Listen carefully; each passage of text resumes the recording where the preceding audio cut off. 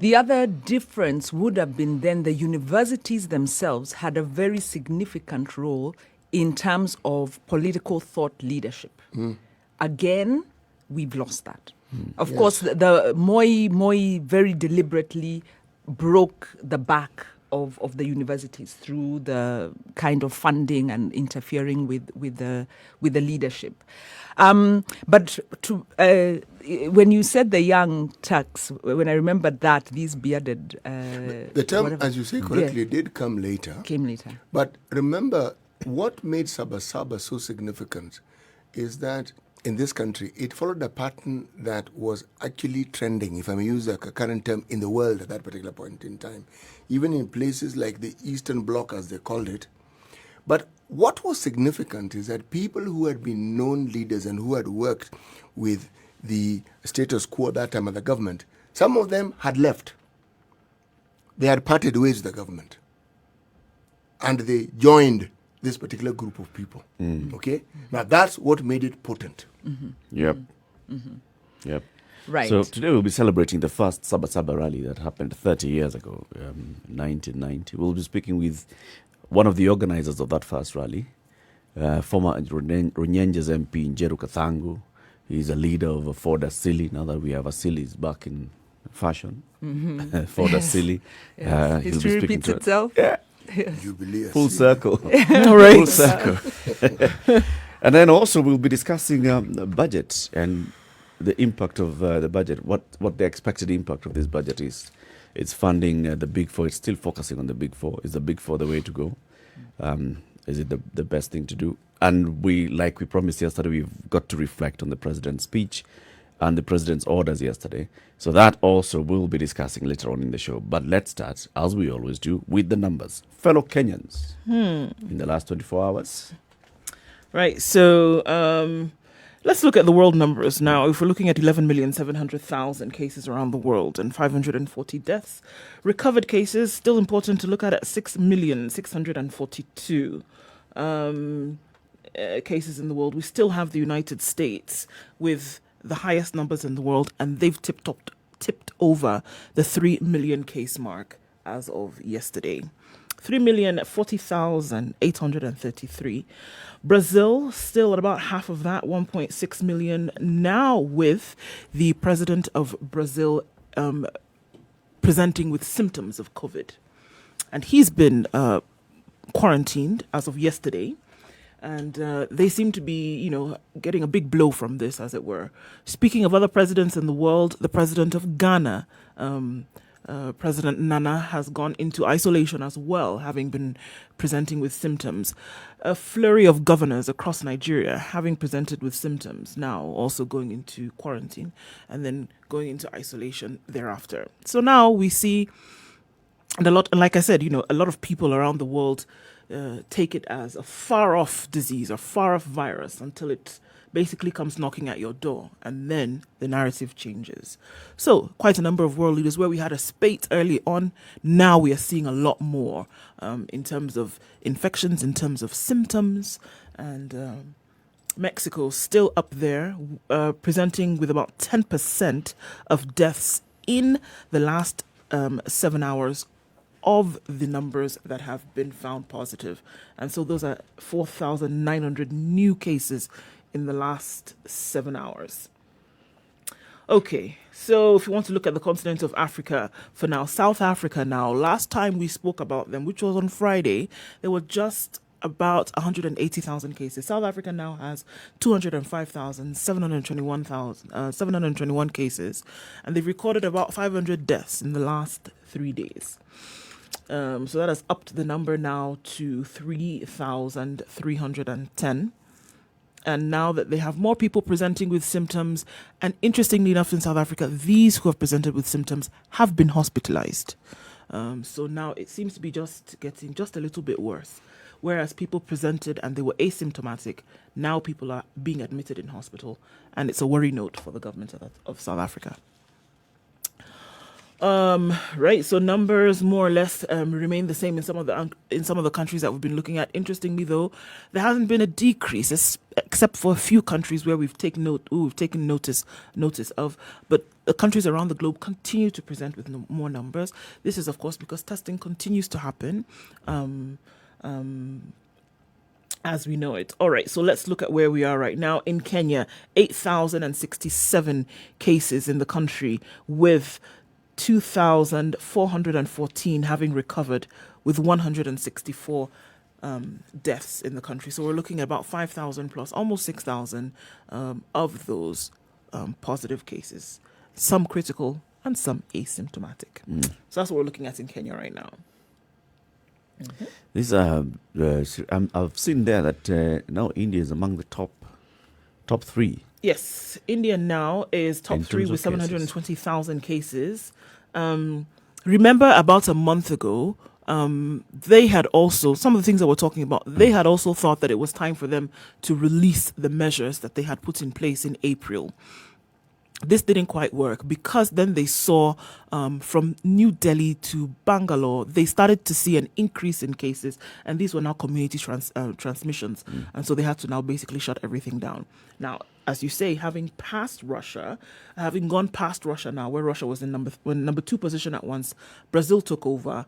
Russia now has gone to number 4. It's interesting to see also that Peru, which again is in that area coming down from Central America into South America, following in the footsteps of Brazil, is quite high up there with 687,000. Chile as well, and Mexico struggling right now with the number of cases that they find on a daily basis. Really struggling with those numbers.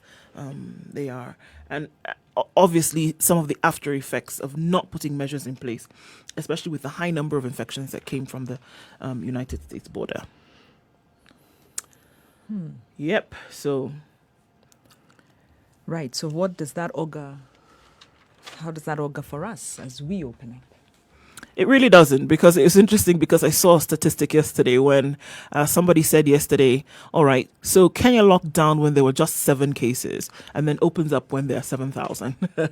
So, and when we're predicting the peak to come in September. Right. Right. But of course, the opening up is economic.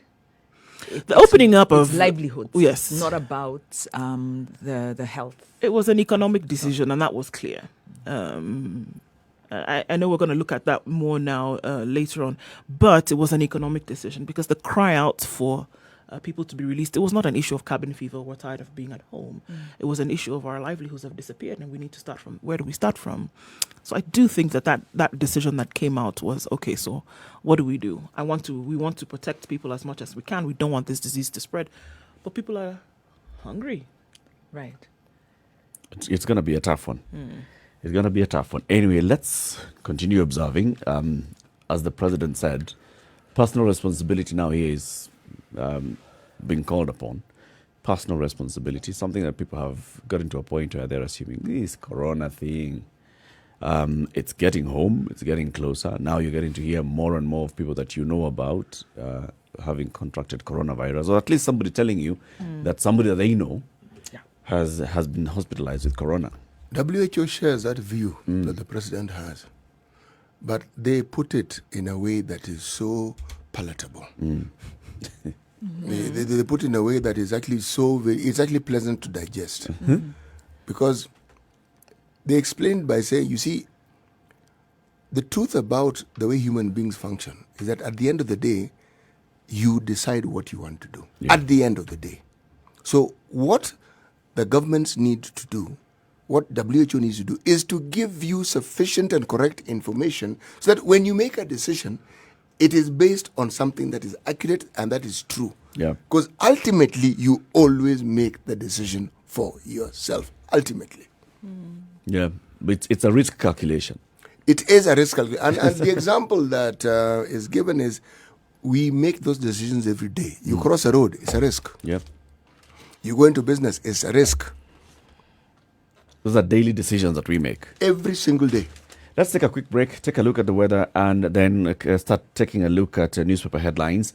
And as we do that, I'd like to remind you that you can access the Standard newspaper on your mobile device. If you've got a Safaricom mobile device with at least 20 shillings worth of airtime, just dial star 550 star 2 hash. That's star 550 star 2 hash. It'll tell you you will receive a message shortly. An SMS comes, it has a link, click on the link, it opens a website, and that website gives you three options. You can either choose to read just today's newspaper at 20 shillings worth of your airtime, or you can subscribe to weekly newspaper or monthly newspapers. Okay, so whichever you choose, you get to read today's newspaper, and we'll give you a chance to win 1,000 shillings worth of Safaricom airtime. Today, we want to deal with our audience on social media. So on Twitter, if you just tag us at SpiceFMKE, we'll ask you the question, and when you reply, you just tag at SpiceFMKE, and we'll tell you how you can win 1,000 shillings worth of Safaricom airtime.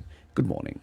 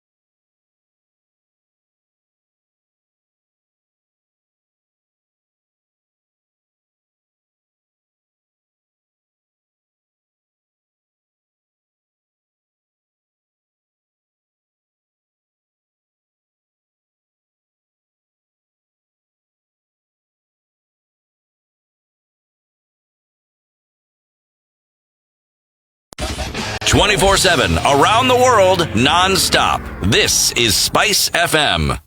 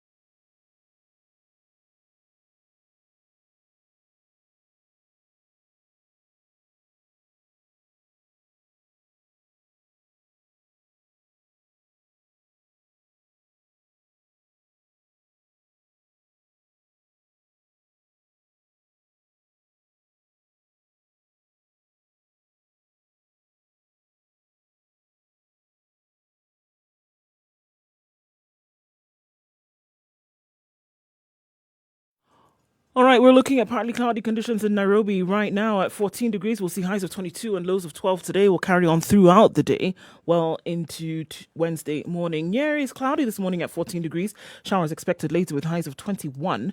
Looking into Nakuru, it's quite cloudy. The weather morning, with and Spice likelihood FM. of rain to start quite early. Highs of 19 and lows of 12. It's cloudy in Eldoret at 13 degrees. Thunderstorms are forecasted for soon this morning. Highs of 18 and lows of 12. It's cloudy at 19.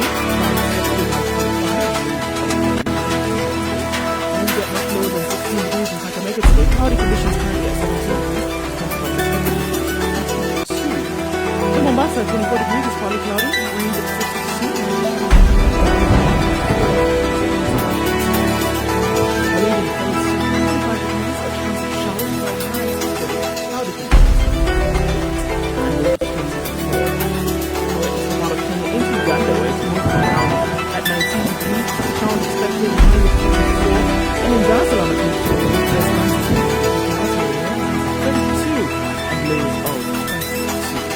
clear skies in Johannesburg at 8 degrees. We see highs of 22 and lows of 6. And those summer conditions will carry on through most of the day. Clear skies in Johannesburg will last longer. Early this morning, we had 28 and lows of 23. Take a look at Paris, where it's 12 degrees and clear skies all through today. 24 degrees and high and lows of 11. London at 11 degrees is partly cloudy. We see highs of 21.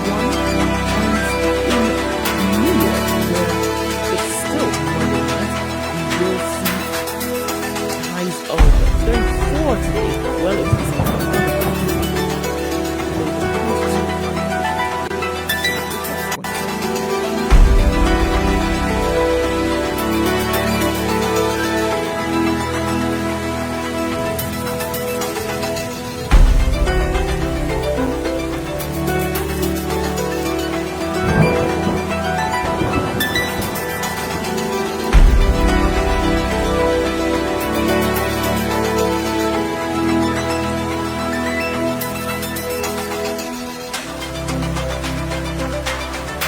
minutes after 6. This is the situation on which Kenya's biggest conversation in the room this morning. Dr Muga with today's proverb. Pure golden sound and good talk. 94.4 Spice FM. Wondering whether it was the third one or the first one. But now I've made up my Now mind. you've settled. The first one. Settled on the first. Mature, intelligent talk every morning. Spice up yourself. I am certain it was spoken out. Mornings done right. But 94 is clear and straightforward. For the sake of peace, hard decisions must be made.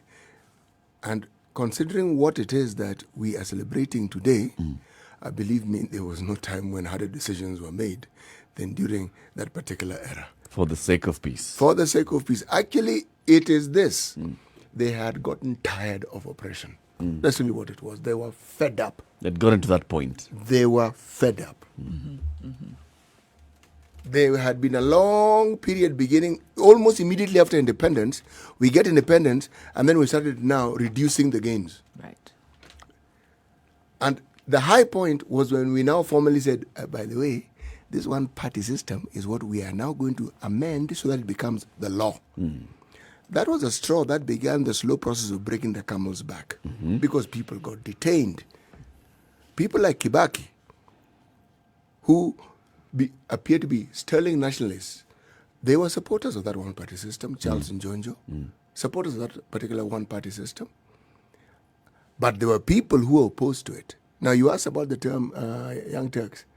They were part of that group. Remember, there were people who had been solidly in the government, people like Rubia, people like Shikuku. They had been in the government. But at some point, they figured, this one, no, not useful to us. They pulled. Now, the Young Turks were the Imanyaras, the Railas. They were young. They really... The Anyonas. The Anyonas, Kiraitu Murungi, Gibson Kamau Kuria. Nyanyongo. These were the Young Turks. Because they were really very young then. But what I always marvel when I think back on this is how that group represented the face of this country. It wasn't one community. Actually, they came from across the right across. breadth of the country. Yes, they did. So it meant that this was a sentiment that was actually shared by many people around the country. At the time, that time, yes. Yes. And if you look at them, all of them, even going to, like the person will be talking to Njeri Thorne, looking at even Jaramogi at that point. When they were talking to Jaramogi was saying, all right, so let's bring in Bildad Kagia. Let's bring in Achieng' Oneko. Let's talk to those people who fought for independence. Let's, first of all, get their support. And then you now start seeing from across the country, from the coast, from Western Kenya. It was from everywhere. Everybody. And this is what came gave in. birth to organizations that we now take for granted, like FIDA. People like Martha Koome, people like Martha Karua, Yeah. Bida or Aroni, Yep. people like Nancy Baraza. Now, these were people who were at the forefront of these things in those days. And by the way, it was very perilous to actually even make a stand against the government. It was a really tricky time. It was. It was a direct threat to your life because there was no protection. Now we have a constitutional protection. Yes. If government is going to violate your rights, they are violating a constitution. Obviously, yes, it's clear. We do not have an all-powerful president who is, like Moi was. We were in a dictatorship. But also, we were in a dictatorship. And that's why yesterday, City, I accepted your correction that we are not in a dictatorship. No, we are now. not. We have an autocratically inclined president.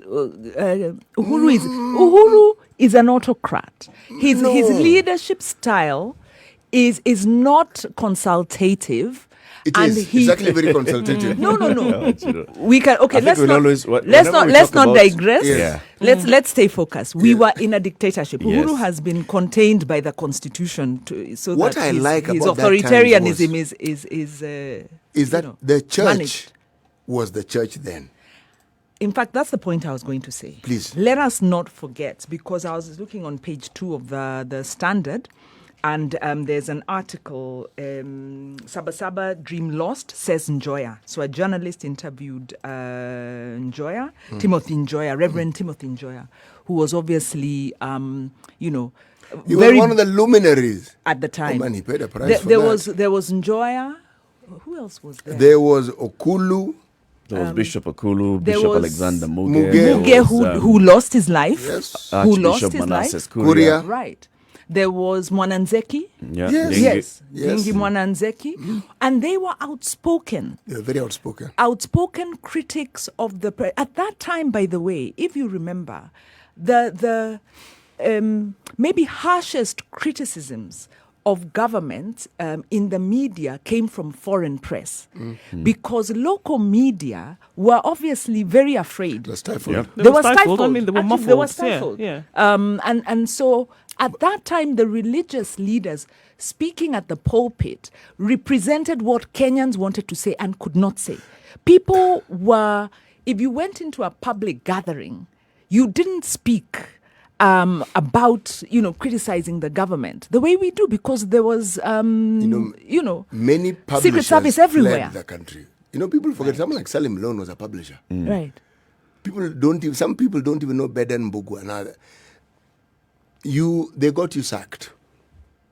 Okay? Yep.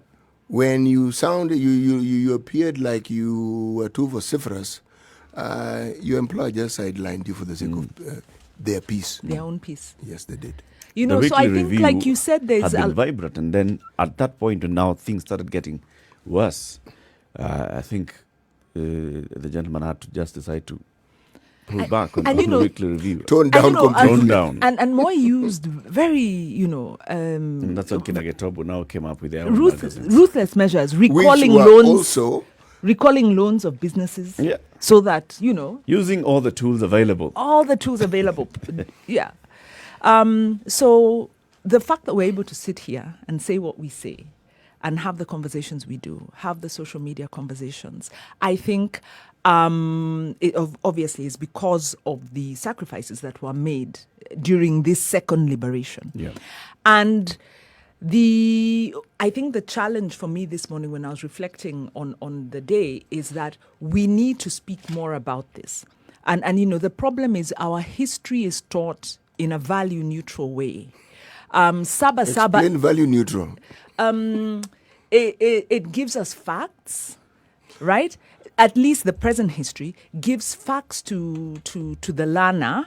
And so you learn about the white man came and colonized, but doesn't then talk about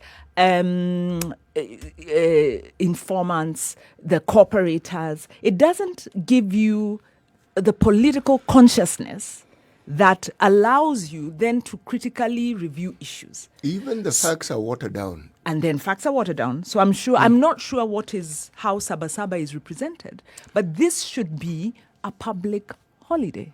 Saba Saba. This one Our should Constitution Day should be a public holiday.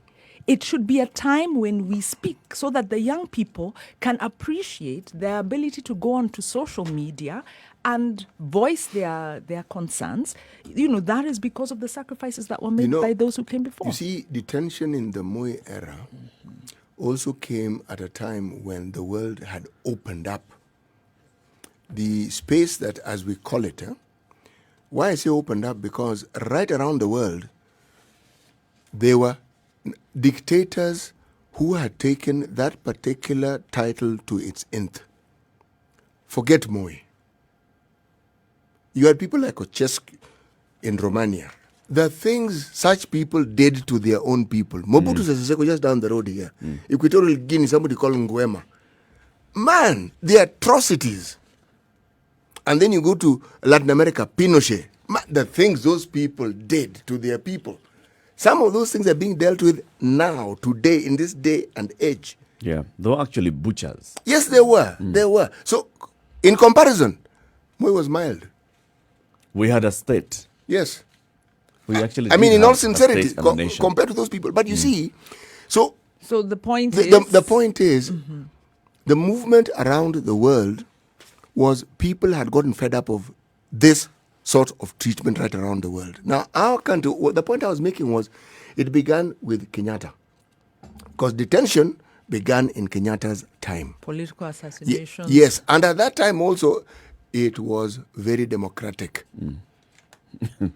Right. Yes, all you needed to do was oppose the government or appear to oppose, because to oppose the government was to oppose Kenyatta. As they used to say, Ndani. You talk about time and now. In those days, a conversation such as the one we are having, that game of Monopoly, do not pass, go straight to jail. Straight to jail. We would have this conversation and you would wait, because hardly you'd be not. There'll be a Land Rover out here waiting for you. You go down straight. Right. Okay? Right. Now, that is why, it's with that memory that I was able to say, this one. We just have some who left long thing that's doing his own little thing. And we are grateful that we actually have the arms of government that check. Like the judiciary. When I hear that the judiciary or the head of the judiciary is that Logan is the president, I am very happy, because it means that if we are taking at our odds, good for us. That's democracy in action. Parliament enjoys the institution. So, again, I will not go into this position. There are let down to this, yes, this parliament. There are let down everything else. Take a break and take a look at traffic. And as we do that, I'd like to give out 1,000 shillings for the airtime. If you read the standard newspaper on your mobile device, *550*2#, that's *550*2#. Today we want to award our audience on Facebook. We are live streaming Spice Country KE on Facebook, Spice Country on Twitter, and Spice Country on YouTube. So for our Facebook audience, we would like you to go to Facebook and answer this question, our Facebook page, and answer this question. So there's a story somewhere between page 9 and page 12 of the Standard this morning. It says, court aid arraigned after file vanishes. This is a story about a clerk at the Shanzi Law Court who was yesterday held over a missing file involving a multi-million shillings narcotic case. So the allegation here is that this file went missing. It involved some people who've been charged with having been caught in possession of cocaine worth 2 million shillings. Two other people were arrested. An officer in charge of the court archives and another suspect who is alleged to have bribed the clerk, and the clerk received 500,000 shillings. Half a million shillings to just disappear this particular particular file. Just make it vanish. Court aid arraigned after file vanishes. And what page is this story in this one? What page? Let's just go to Facebook. That's FMKE. Let's jump in there and answer that question. Social media user, Mr. Amadou, is going to pick the winner.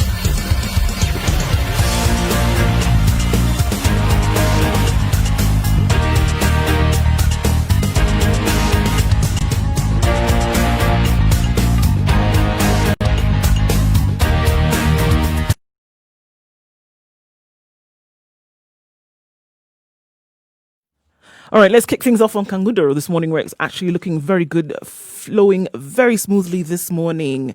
The likelihood of seeing some outbound traffic on Thika Road today is quite high, but let's take a look at that in a short while and see what may change. We will see a holdup of traffic on Mombasa Road between Cabanas and the JKIA turnoff, as well as moving towards General Motors. It's still early times though, so let's wait a bit and see when we get into traffic hour proper what it's going to look like.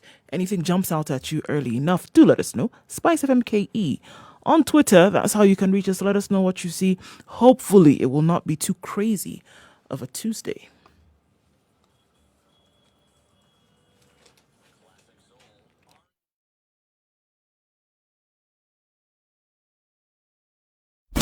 Classic soul, R&B, smooth jazz, neo soul, and nostalgic ballads. Make some noise. Yeah! You're listening to Spice FM. Traffic.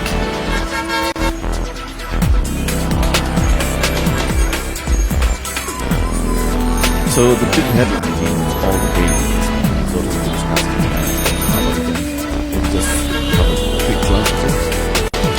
And this is the New York. It's freedom for now, but what next? This is rules and all the options are limited. And the president chose to err on the side of caution. Mature, intelligent talk every morning. Spice up yourself. Will Kenyan Personal responsibility. Yep. Like we were saying earlier, he did not have a choice. This decision was made by the various earlier decisions that government has made in terms of the economic reality, as we discussed yesterday. And yes, I think we are, who is saying Gisotini. We might not like it, but that's what it is. And I think we need to, at this point, and I like what you said, Siti, the WHO approach to this. And yesterday, as we were speaking to the governor, Alfred Mutua, the one thing I missed was the public participation, because he kept talking about, the chiefs, about himself. Yeah, apart from that, he talked a lot about himself, but in terms of enforcement, he kept talking about the, security and the administration. And, I was like, where are the citizens? At the end of the day, it is us. And Kenyans are the ones who hold up this country. We'll be talking about the budget. In terms of healthcare, Kenyans pay for their own healthcare. About almost 30% of Kenyans support healthcare provision in terms of what they pay. Out of pocket. When you look at water, yes, we're given water, but we also pay for that. We pay for our education. So Kenya, unfortunately, we are very disempowered and believe our political leaders do development for us. And we don't appreciate enough that our development leaders do a little bit, but the more of it falls on us. So I think this is a time for us to really go back to that and own this. And so I think my approach to this is going to be, as far as possible, to keep telling people, you and those around you, let us take responsibility, take charge, and observe these regulations. And I think the other thing we need to do is to build solidarity. Because as Julius Nyerere said, Kenya is a man-eat-man society. And that is why you'll have people saying that, me, I'm okay. And getting out there, not realizing COVID is not about you. and I was telling this to our daughter yesterday, COVID isn't about you because you and your friends, you're 23, 24 years old, you're okay. Even if you get infected, you're okay. Yeah. But, think about Chances us. are. You're going to bring it home to us, and that was quite sobering to her because we've been getting into these conversations where she starts touting these alternative theories about COVID. And I said, theory aside, think about the people in your life who are vulnerable, and it is for them that you take care. Yep. Yeah, Indeed. that's just the point. It's all about Yeah. personal responsibility. So, schools, that conversation still happening again. Well, we're going to hear today. I think what they were given was essentially 24 hours to make that. So the decision has been made, but I think he left that to the Ministry of Education to make that announcement to the public today. We're likely to see that candidates will come back to school in September and everybody else will come back in January or after January. But we'll wait and see, speculation aside. Still, one of the hot spots for education, or rather for high infections, if they're released back, because if we're still playing along those timelines of September being where we will see the peak of infections in Kenya, then it's quite risky to put children back into the system at that point. But we can understand to some extent that those who had prepared mentally or otherwise for exams in November, December, likelihood is that they would be allowed to come back to school under these strict regulations and measures, whatever those would be. I think it was also interesting, not because I'm very excited that something will be done about it, but interesting that it received a national mention when it came to the issues of violence and gender-based violence and domestic violence and the violation of children's rights and teenage pregnancies. That came into being, a task force being set up to look into this, but I don't know how excited I am about it going beyond a probe. Pinpointing the reasons behind why, perhaps, but it's something that has been around for a very long time. It has been exacerbated by COVID, but it is still a problem in this country, around many countries. So I'm not quite sure what the probe will yield, but I note that that was mentioned. Alongside all these measures, I didn't expect it to come yesterday. But it did. It's been given some attention. Can I chime in on that? Because when you're looking at SGBV, sexual gender-based violence, if you listen to the lobby, because yes, there is this spike of domestic violence cases, but if you listen to the lobby around SGBV, SGBV is underfunded. SGBV is also treated as is under internal security. The budgets are under the security line. SGBV is not properly decentralized because it's under the national government, but at county level, counties then have a very strong role in terms of they've got gender ministries. They also have the social services. So there is a gap in SGBV. We looked at the budgets. It was about 2 years back, and realized they get a minuscule amount of money to enable us put together the infrastructure to deal with the reporting, to deal with the education, to deal with rescue centers, to really deal with SGBV. Who gets this small amount of money? It was under security. So what does the Ministry of So Gender there's do? gender, but gender has a smaller budget than the security.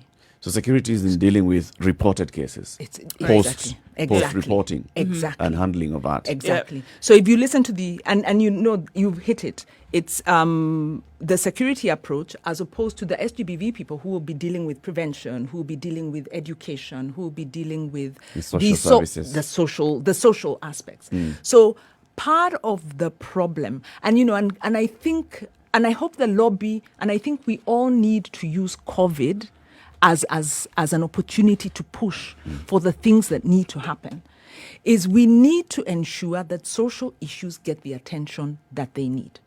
And one of the this is one of them in terms of let's get enough resourcing, let's get a proper alignment, let's get the responsibilities, as well as let's continue to have the conversation. On education, I would also say similarly. If you look at what happened with the judiciary, and it's a little bit different in terms of the resource outlay, but the judiciary, I think, was hit by COVID and went into a small panic mode and probably didn't think they'd be able to administer any sort of justice. But then, sat down and looked at themselves, and now they are saying, in fact, we are going to keep, part of our services are going to remain online for moving forward, because they've seen the advantages, the benefits of doing this. Now, look at education and the laptop project. Look at electricity and the last mile connection project. Why hasn't the president taken this opportunity to ensure that we then now build up the digital connectedness of schools? Because looking at the experience of trying to open up schools in other countries, it hasn't worked. And we are having a asymmetry where private schools that do have access to digital learning, are continuing to learn. And it's the public schools that are not learning. And this is a gross injustice to keep children at home, not properly supported, because government will not reallocate the money to complete the good projects it stated as kind of political campaign promises. But I would like to hear KNUT calling the government and insisting, can we digitize learning and make it accessible by supporting, completing these, calling on these campaign promises to come to reality. Yeah. So I think the question for us is, are we going to let the president get away with it? And I think yesterday again, City, you talked about this in terms of the messaging, in terms of how other countries have organized themselves. But I think we set such a low bar for the things the president says to Kenyans. And it's high time we say, no, sorry, it's not good enough for you to say it's up to us and we're going to have a task force. We know what happens to task forces. They just take the steam out of issues and buy government a little bit of time. And in the end, government does nothing. They are still going to build this express motorway that's eating up money that could otherwise go into funding education, making sure kids get to learn from September and ensure we deal with SGBB. 13 minutes to 7. As we take this quick break into a quick commercial break, let's inform you about the Kenya Ports Authority. Kenya Ports Authority has a lot of services that it offers. So many people, when they hear Kenya Ports Authority, they think of the port of Mombasa, right? But the Kenya Ports Authority manages all these ports along the Kenyan coastline, including Mombasa, Lamu, Malindi, Mtwapa, Yunga, Shimoni, Fundi, and Vanga.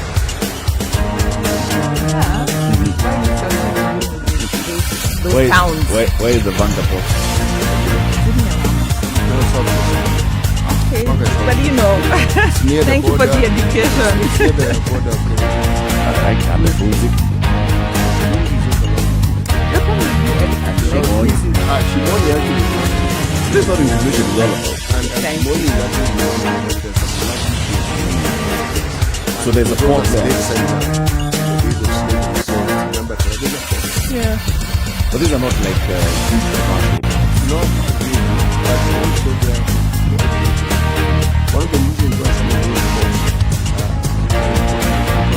because the Navy has some activity in some of those areas. Okay, because again, as I said, it's near the border. Now, when you go towards Lamu, people only think of Lamu.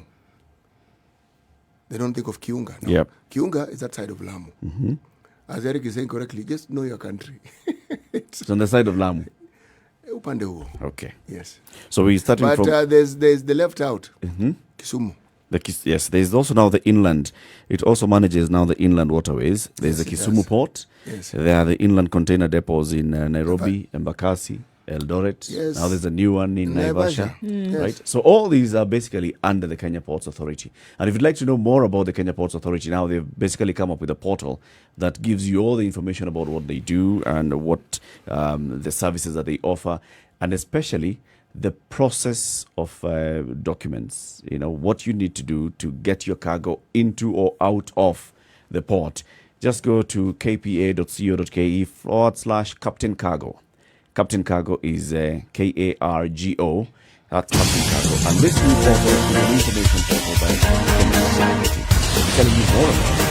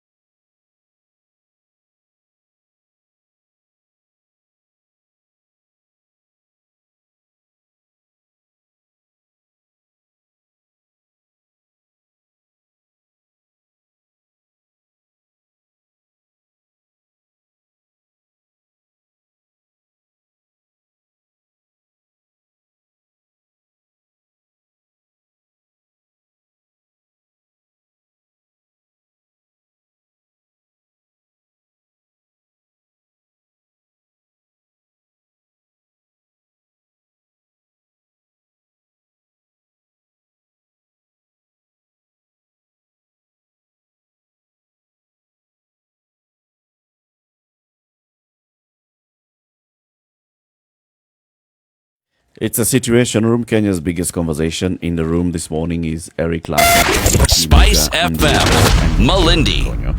We are looking at the newspaper headlines and big stories in the papers this morning. There's one here on page 11 of The Nation. Bold move by the EACC. Mature, intelligent talk every morning. Spice up yourself. Watch out for the graft watchdogs intervention. A government supplier with a pocketed 150 million shillings for school lab equipment that can never be Mornings done right. 94.4 Spice FM, Nairobi. Supply contract given to Vulcan Lab equipment is how the tender was awarded by a hurriedly former irregular tender committee whose members included a gateman. Details of the corruption deal have been exposed by a recent Court of Appeal decision to stop the government from paying the supplier 150 million shillings. The contract, which has been the subject of a legal fight for 9 years, was awarded by the School Equipment Production Unit, a state agency under the Education Ministry, way back in 2009. The tendering that the court described as corrupt adventurism began in July of that year, 2009, when the agency approached Vulcan for a quotation for the supply of various science equipment and lab chemicals. They supplied zero. The contract was so vague, the story says, that there was no detail of how the figure of 226 million shillings was arrived at, and neither did it contain in its short body particulars, specifications, or quality of goods to be provided. EACC wins again.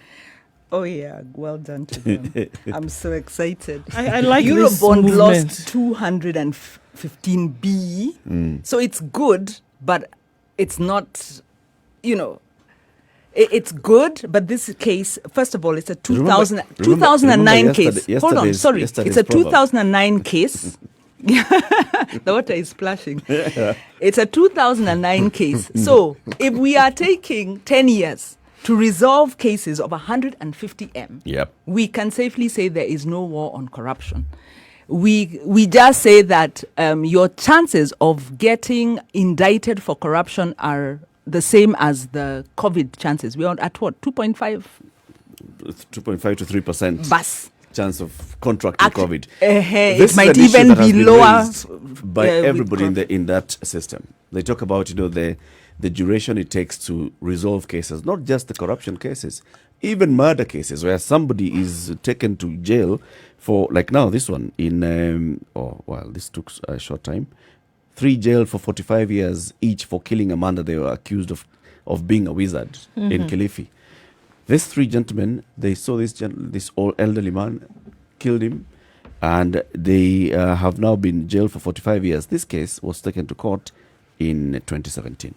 Right, Okay, so that you're is a saying bit what? fast. Delayed justice. In terms of, how long it takes for these wheels of justice to turn. But it's which cases? Especially for corruption cases. Corruption, land cases.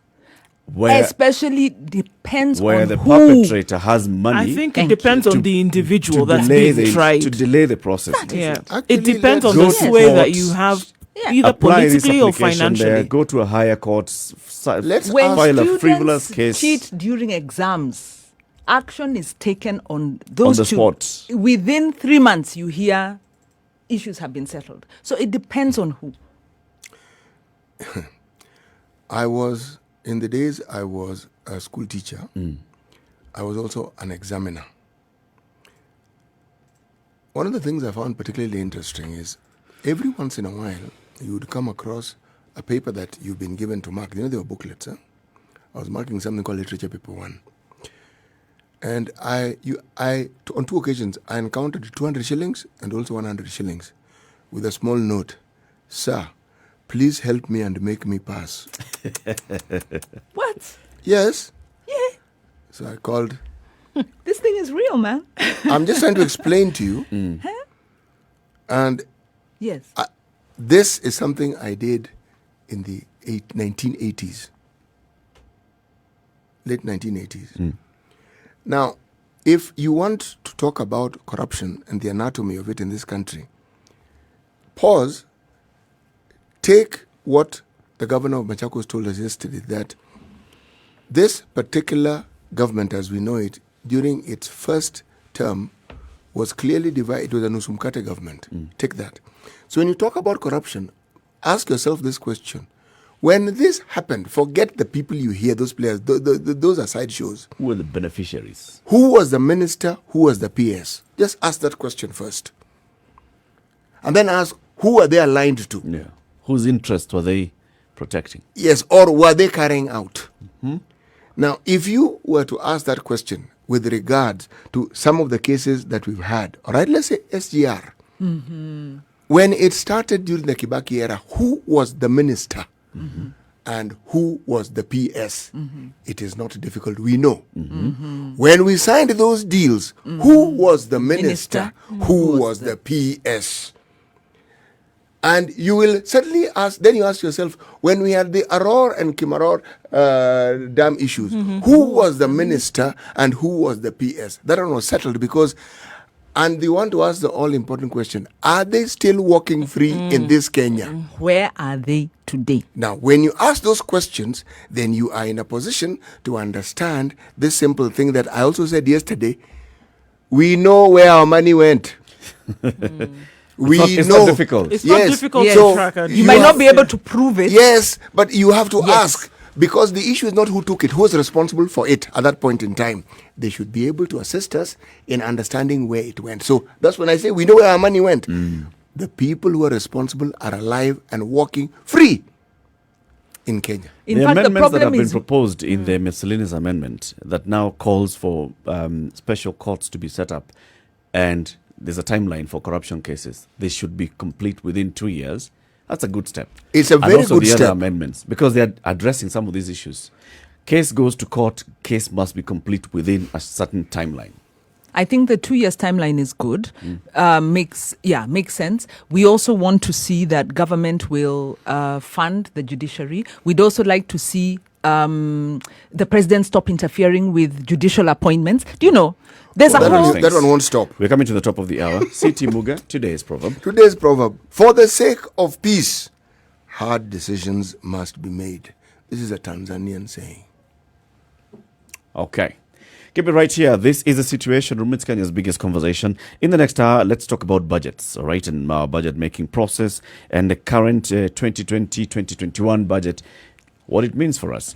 Good morning. It's a Situation Room. It's Kenya's biggest conversation. Remember, we are live streaming on Facebook, YouTube, and Twitter, as well as www.spicefm.co.ke. It's 7 o'clock.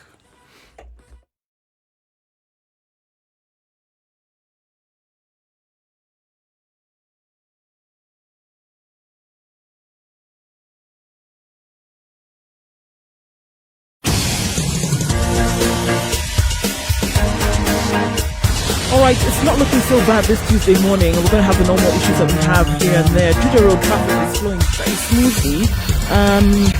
Coming into the CBD from Thika Road, also not so bad. Outbound, we have a little bit of traffic heading in that general direction. Coming off of Mombasa Road as well, not too terrible right now. We're likely to see a build-up right around the SGR and then heading down towards General Motors. All right, looking at not so bad either. Spice up your life. Let us know what you see, however. Spice FMKE. Reach us on Twitter. If something jumps out at you and you're next to the woods, let us know. Traffic. Why keep people moving?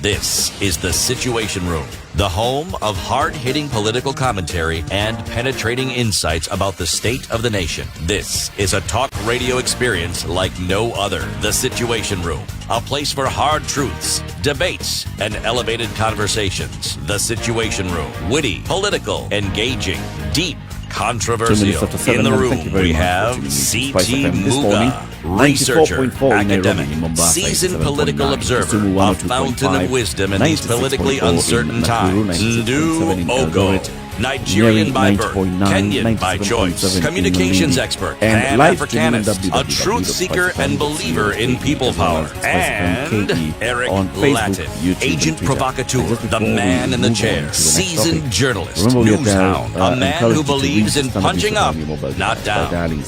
This is the Situation Room. Star 550 star 2 hash. And this morning we were looking at a story and we were asking, on what page is this particular story in the Standard this morning? And this story is about a court aide who was arraigned after a file vanished. A clerk at the Shanzu Law Courts was yesterday held over a missing file involving a multi-million shilling narcotics case. The clerk was arrested by detectives after the said file went missing from the magistrate's chambers, where it was under lock and key. The case involved an accused charged with being in possession of cocaine worth 2,017,000 shillings. The two other people were also arrested, an officer in charge of the court archives and another suspect who is alleged to have bribed the clerk. This clerk is alleged to have received 500,000 shillings to get into this place that is under lock and key and make the file disappear. So we were asking, on what page is that in today's Standard? And we wanted to award our audience on Facebook. Coril Leonard, who says he's streaming live from South B Massive. You win this one. Court aide arraigned after court vanishes. And that is the headline of the story. And you say it's on page 10 of the Standard this morning. Absolutely correct. Coril Leonard, congratulations to you. Social media producer Amlioto will be getting into your inbox and giving you the details of how you are going to win the 1,000 shillings worth of Safaricom airtime. Well done. Now, let's talk about budget, right, Wajiro? Right. What about the budget? Of course, we're at the beginning of a new financial year. We are also facing the ravages of COVID. Mm-hmm. The ravages on the economy, the pressure on the health system. Like we were discussing, we have children out of school. So government, through the budget, needs to make choices about what to prioritize in the coming year. COVID has found the president, the government, at a point where they have prioritized the big four flagship projects, which are, really the president's flagship projects. They are projects that are national, that seek to provide economic growth, but they also have a very strong attachment to the administration, because every administration wants to say, this is what we did. And so, if you recall, last year, the president unveiled the Big Four, which was focusing on agriculture, building houses, and, also the health, universal health care. So the decision to be made right now is, where should the money go? And the government has, prepared the budget, has a budget, actually, that has a set of priorities that when we look, that actually has been criticized, not even just by civil society actors, but even the Parliamentary Budget Office did a critical review and said, we need a budget that stabilizes the economy, that cushions those affected. And so we need to put a stop, maybe put on hold some of the development projects which are, based on growth because of COVID. So COVID actually needs to make us stop and redirect the finances. So our concern is that this hasn't happened. And so we've asked a budget expert who the International Budget Partnership works on budget processes. They build capacities of citizens, actually, to monitor the budget, to be involved in the budget, because public finance management in Kenya is guided by principles of transparency, public participation, and accountability. And IBP is very key in terms of promoting, those principles, working with communities, and also working with the Senate and the National Assembly and Treasury at that in terms of giving advice. Yeah. So we are very fortunate. Today we'll be joined by Abraham Rugo is the country manager at International Budget Partnership Kenya. Good morning, Abraham. Good morning. Good morning. How are you doing? We're well, thank you. Welcome to the Situation Room. Thank you very much. You've heard the introduction that Wanjiru has given to this topic that we're discussing this morning. Yes. It's about the budget. So just shooting straight off, your basic and immediate views on the budget that was presented to Parliament and the budget that's now in effect.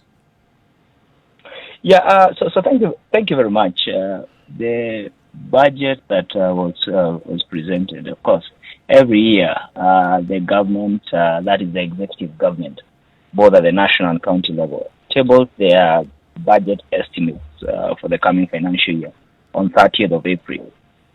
But because there is an East African precedent of reading the budget at the same time, the minister still comes to read the statement, and you noted it was highlights of the budget. So the actual budget had already been presented. By the time it was being discussed, actually it had been approved. Yeah. Now, this budget was, of course, every budget has been incremental. In other words, the budget for the following year is always higher than the previous one. But this one came at a time when we were expecting some real injection of realism and reality of what was going on. And this is because of the situation presented by COVID. But even before COVID came, already economic activity had been on a decline in the previous year. By the time we were closing the calendar year 2019, by 31st of December, we had missed revenue targets by close to about 200 billion. Yeah. And now that's not a small amount. When you have missed your target by close to 10%, you then need to start asking yourself questions. And this was really being affected because of job losses, of companies shutting down. So my take of this budget is that I felt it did include a deficit that was too big to handle. Because the current deficit at 841 billion, assuming the grants that are assured for projects will come. So grants are monies that we are given to a country by different development partners. If And that is assuming they will come. Otherwise, if they don't come, then the deficit is likely to shoot to the upwards of 1 trillion. Yep. But at the same time, the public debt, so the loans that we are paying as a country, the repayment was already increasing. And this year alone, we are at 904 billion. Yep. 904 billion against an expected ordinary revenue, or basically, and it's like, you earn 100 shillings, and already you are expected to spend about 50 shillings of that on paying debt. Yep. So that for me was really the measure that you have a deficit that is even, is almost at the same level or as your debts, non-discretionary expenditure. Right. In other words, there's no negotiation. So you have two figures that you have to know what to do with. For me, that worries. But on the positive side, I felt that the 8-point stimulus agenda that the president stated, and also that had got money, was a move in the positive direction, only that I felt it could have been given a bit more policy and cash attention. So explain that. When you say that it would have required a lot more policy and cash attention, in what shape and form does that come? Yeah. So when you look at the entire economic stimulus program, it's budgeted to spend about 56 billion. Now, 56 billion in a budget of 3.2 trillion. And a GDP of about close to 10 trillion. What basically that means, it's a drop in the ocean. When you say, for instance, kazi mtaani, to create jobs for 100,000 youths, when you have close to 5 million, if not more, of youths who are unemployed, then again, that's a drop in the ocean. So I felt it could have been given. Of course, it is not that the only money that will be spent in the economy is around the economic stimulus program, but already, because of the things I have said before, where you have a huge public debt obligation of close to 1 trillion, which means that's not money you can inject in the economy. That's money that is going out of the economy directly. And then what you are injecting for direct mitigation, because the others are more health mitigation. So the amount of money that has been given to Ministry of Health, it's more health mitigation in terms of ensuring their PPEs, in terms of testing is possible, in terms of more doctors and nurses to be able to take care. But in terms of direct employment creation that is meant to save companies, small and medium enterprises, I feel there is still more space.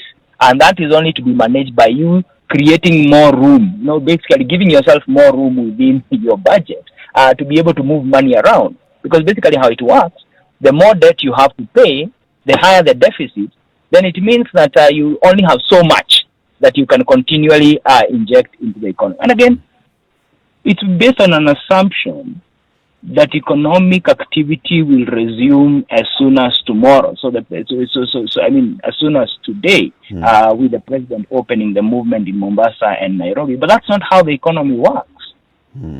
Economy works when there is money circulating within the economy, and therefore consumption. But when you have so many people who have lost their jobs, and they're technical, it's you and I actually who run the economy. Because it's those who are employed who are able to employ a house help, a gardener. When they go to the office, they have somebody washing their car at the car wash. They go to the barber. And they're the ones who organize the gigs where then the DJs will come and play, will organize the parties. So you see, and those are the people who are losing their jobs. Yep. So they need to see all the connections of the dots. So what is the role of business people if those who are in employment seem to have taken the helm of ensuring that the economy continues functioning? Sorry? The role of? Business people, what is their role? Business people, their survival is dependent on whether there is money flowing in the economy. Now, one of the biggest consumers within the economy, inevitably, is government. Because they are the ones who purchase certain goods, certain services. But at the same time, remember, people only purchase if they have the means and they are wherewithal to do that. Therefore, the business people can't bring their goods. They can provide their goods and their services, but if there is no demand, there is no even if there is, people want but they cannot afford, then it becomes very difficult to say that the business. For instance, you don't expect business people to inject money into the economy, because they depend on that economy to be able, it's like oxygen. Money is like oxygen. They basically depend on it when it's circulating and when there is money moving. Yeah. And that is all connected with employment, or rather means of income. I don't think employment is the right word. Everybody having a means of income, a household income. But at the same time, remember, if you think about the business people who run businesses that depend on selling goods, for instance, from China, from all these countries, the supply chain had been disrupted for the better part of last year, and it got worse at the beginning of this year with the COVID. You remember some time back, even the president taking personal attention on the number of containers that had remained stuck Yep. at the port of Mombasa for quite some time, almost a year. And those who are goods that the businessmen had to pay for the loans and what have you, but they didn't have the goods to sell. So it's that circulation, and I don't think it's right to depend on businesses to try and resuscitate the economy. That's the job of government. Yeah, so there's economic experts, I believe your institution as well, the Parliamentary Budget Office, have been, made proposals into this budget, really focusing or advocating for stabilization rather than stimulus. Yeah. Listening to you, obviously the government hasn't quite bought this agenda, that the priority now needs to be to stabilize the supply and the demand side of the economy as opposed to shooting for growth. How else can we get government to listen? And if they're not going to, what are we likely to see happen? Thanks, Wanjiro. When you read the report of the Budget and Appropriations Committee that is chaired by Kimani Ichung'wah, and you read the input of the Parliamentary Budget Office, it says the very things we are talking about. What is surprising is that even after having made all the observations that they made, they still went ahead and approved the budget as was. So then this takes it to a realm of politics, and I think it is right to say, I think the executive needs to be a bit more realistic. I agree that the goal is to stabilize things before you try to create stimulus package. And how do you stabilize? The goal here was to make sure that companies don't shut down, that people don't lose their jobs, that people don't go into, the economy doesn't get into a mess. But remember, the amount of money that was available to be able to move around in the economy had shrunk so much because of the public debt obligation and the pension obligations, and a continuation of business as usual, even when things were already starting to show a red sign. So I think I still push this to Parliament, because that is where the responsibility, in all honesty, lies. Because they approved this. They saw the deficit of 841 billion. They raised the same concerns. They made the same. You remember John Buddy raising these very concerns that our deficit is unacceptable. Our debt repayment to revenue ratio is out of shape completely. Yeah. Because you can't be planning to spend about 60 shillings out of every 100, and the 100 shillings is an expected income in the future. It's not money you have in the bank. It's not cash in hand. But I thought that this same parliament also plays a part in allowing the country to raise its its borrowing capacity. I mean, definitely. You see, once you approve a deficit, you technically approve the borrowing. There's So then why do they then turn around and talk about the debt that we have as though they do not know what it is and that they didn't participate in actually bringing it to what the levels it's at? For me, I find that not right. I mean, both at all levels. Morally, it's not right. Legally, one could argue yes. But already the PFM Act has already been flaunted, although it was changed now that our absolute debt is an absolute. I mean, our debt is an absolute figure, not a percentage. Not a percentage, yes. Abraham, you allude to some kind of political inclination when it comes to making some of these decisions. But I look at other countries in the world who go through the same budget making process with individuals who are also politically inclined, but for some reason they're able to set that political inclination aside and make a decision that is right for the country. What needs to happen for these steps then to be taken? Because it seems to be an excuse that we use time without number, not just in Kenya, by the way, but in quite a number of countries, even in sub-Saharan Africa. And we say, all right, this decision was made because somebody was politically inclined, they leaned a certain way. But if we're looking at the whole picture, where a country is either saved or destroyed, then that cannot continue to be an excuse in terms of decisions and how they are made. So what needs to happen? What steps then need to be realized? And for people to understand, and when I say people, I mean the people for whom it matters, the masses, the population, huge. What needs to happen for that? For us also want to understand that this is how the process should actually work. And I ask this because I find that when people have an understanding of how the process should work, then even in the agitation then takes a different trajectory. So what really should the process be? So I don't think we have a process problem because, I mean, if you look at our PFM Act, our Constitution, and the process that has been established, there are very clear steps. Technically the budget is actually normally approved in February because that is when we have a document called the Budget Policy Statement that states the broad spending lines that even anticipates what will be the revenue expectation for the coming financial year. Remember, this is 4 months before the end of the financial year.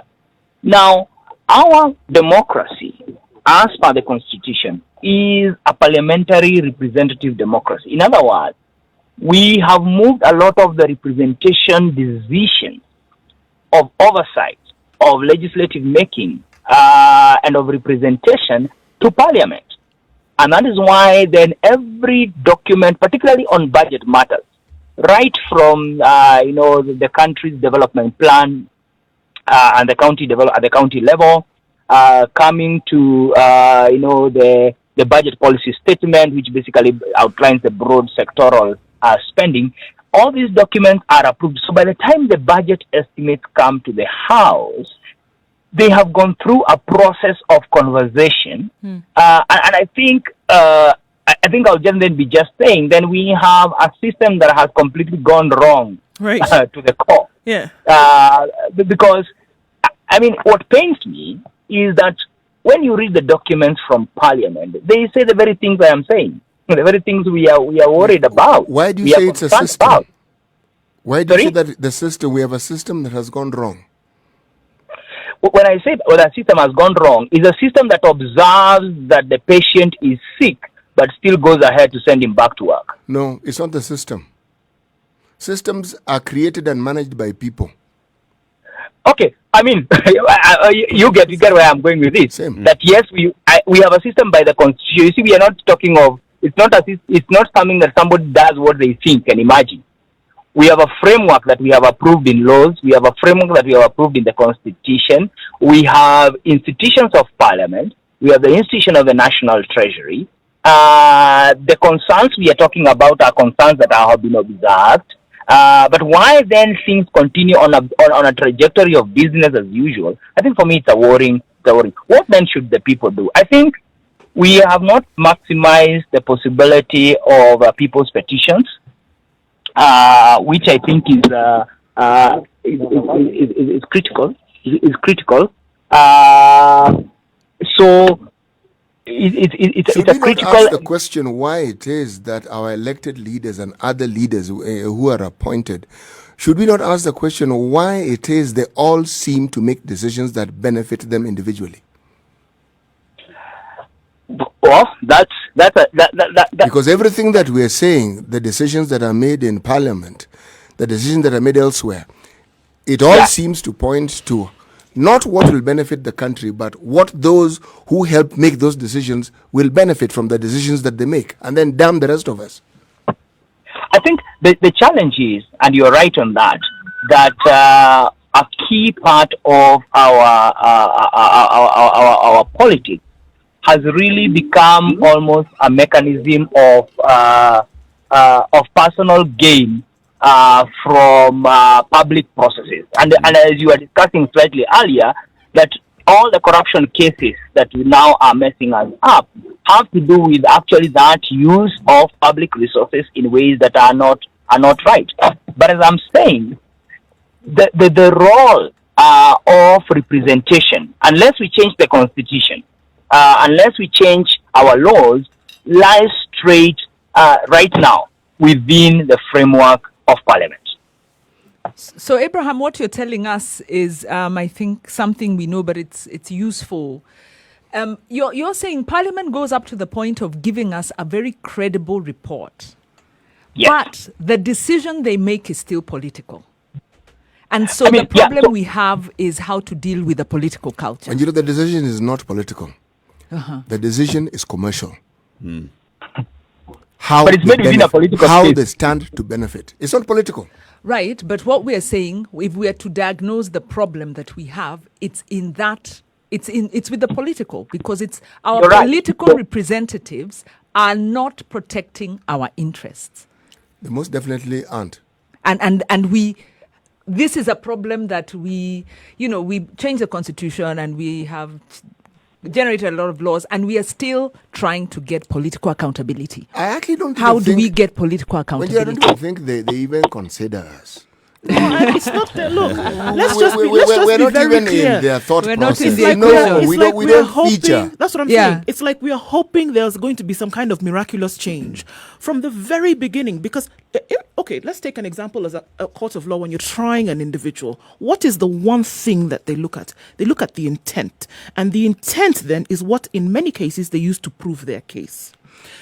The intent for majority of political leaders from the very beginning was not in the interests of the people. So if you look at it from the very beginning, if your intent was something totally different, there's no way you're going to ask somebody in the middle of all of this to please change your interests and now start suddenly to do things or to legislate in a manner that is going to benefit the people. If it was never in your agenda from the beginning, it is very difficult to change a course when you've already started the journey. The only thing that they consider or where they put the wananchi into consideration is what they think the wananchi will want to hear.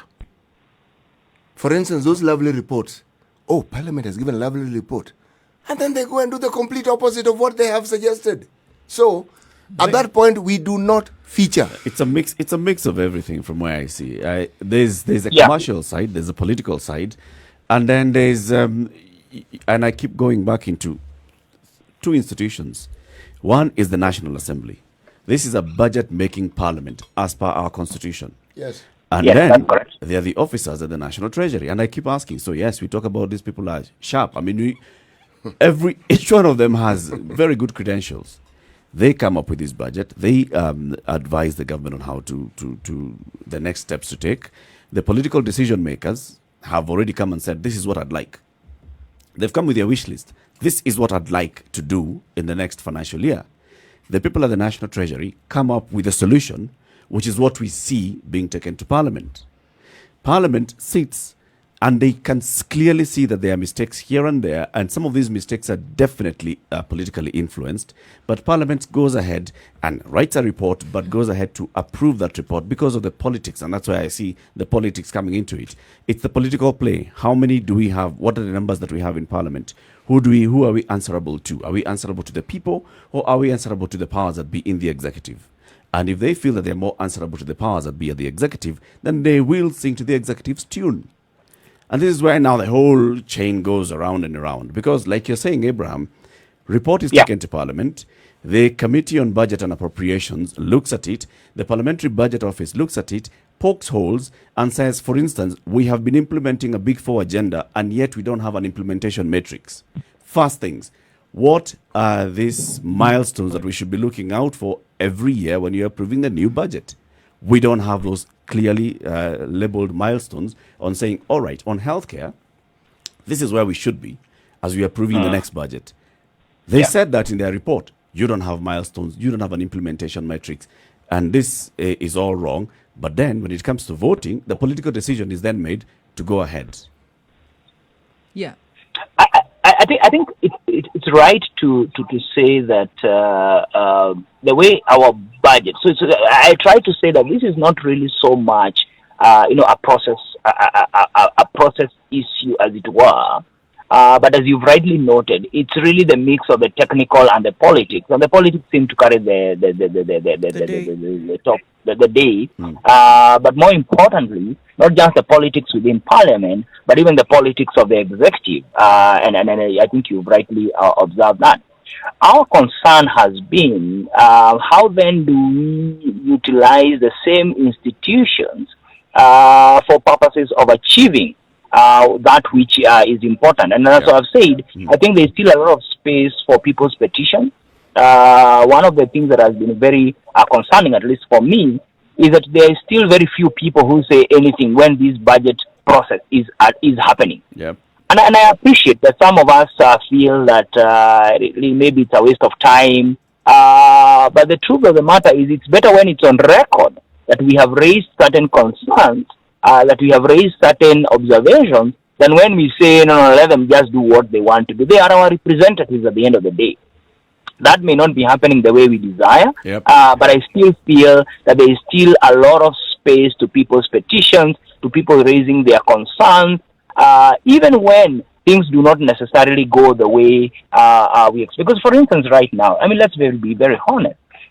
Our revenue projections are not adding up. So the 1.64 trillion that we are expecting to collect, with the expectation that, for instance, even with the reopening, Kenyans are more excited with the reopening to try and run away from their problems. So if you are really feeling painful in the city, you run to the village. If you are locked up in the village, you run back. But it's not necessarily to come and do any economic activity per se. Tourism, the summer bunnies are not coming. So we don't expect much of, again, a touristic activity, even if the fees have been halved. So basically, we are unlikely to collect 1.6 trillion shillings this year, if we did not even collect it last year. We didn't collect it. I mean, the financial year that just ended 7 days ago, we missed our revenue target by a huge margin. This year, I think my estimation is about 1.4, at most 1.5 trillion. And with 900 billion already going for debt, then you're left with just about 600. But let me add something else. Let's take a quick break, Abraham.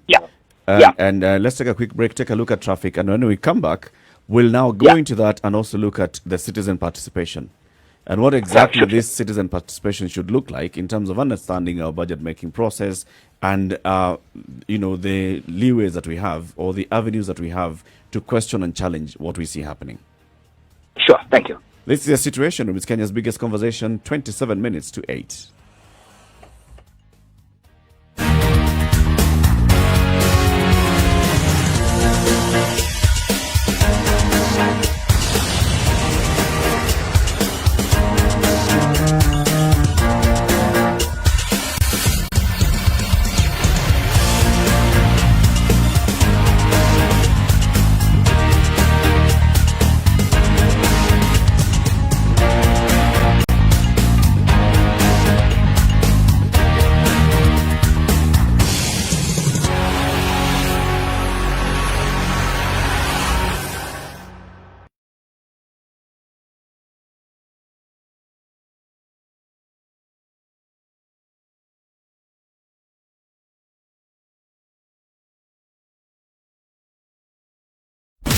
Classic soul, R&B, smooth jazz, neo soul, and nostalgic ballads. Make some noise. Yeah. You're listening to Spice FM.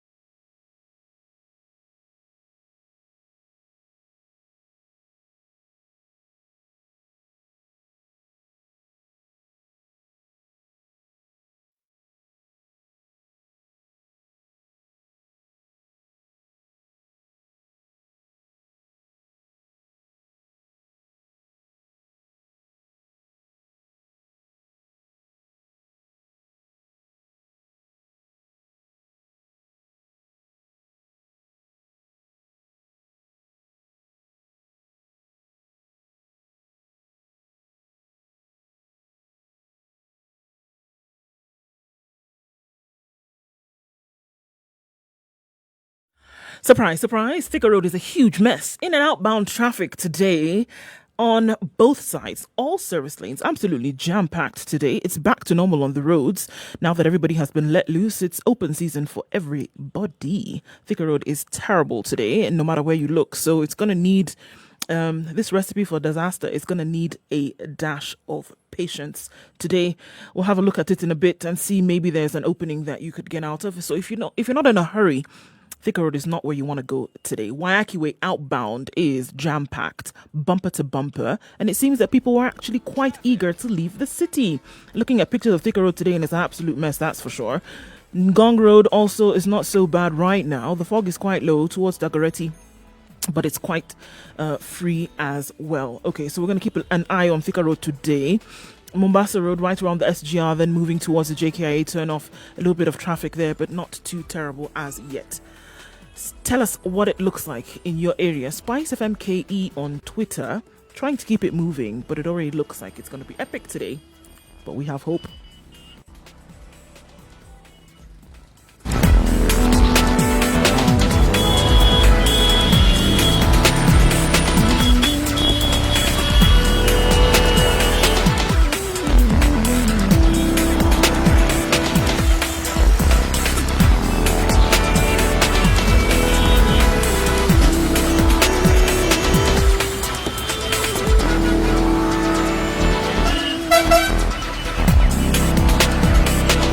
Minutes to 8 o'clock. It's a situation in this conversation on Spice FM.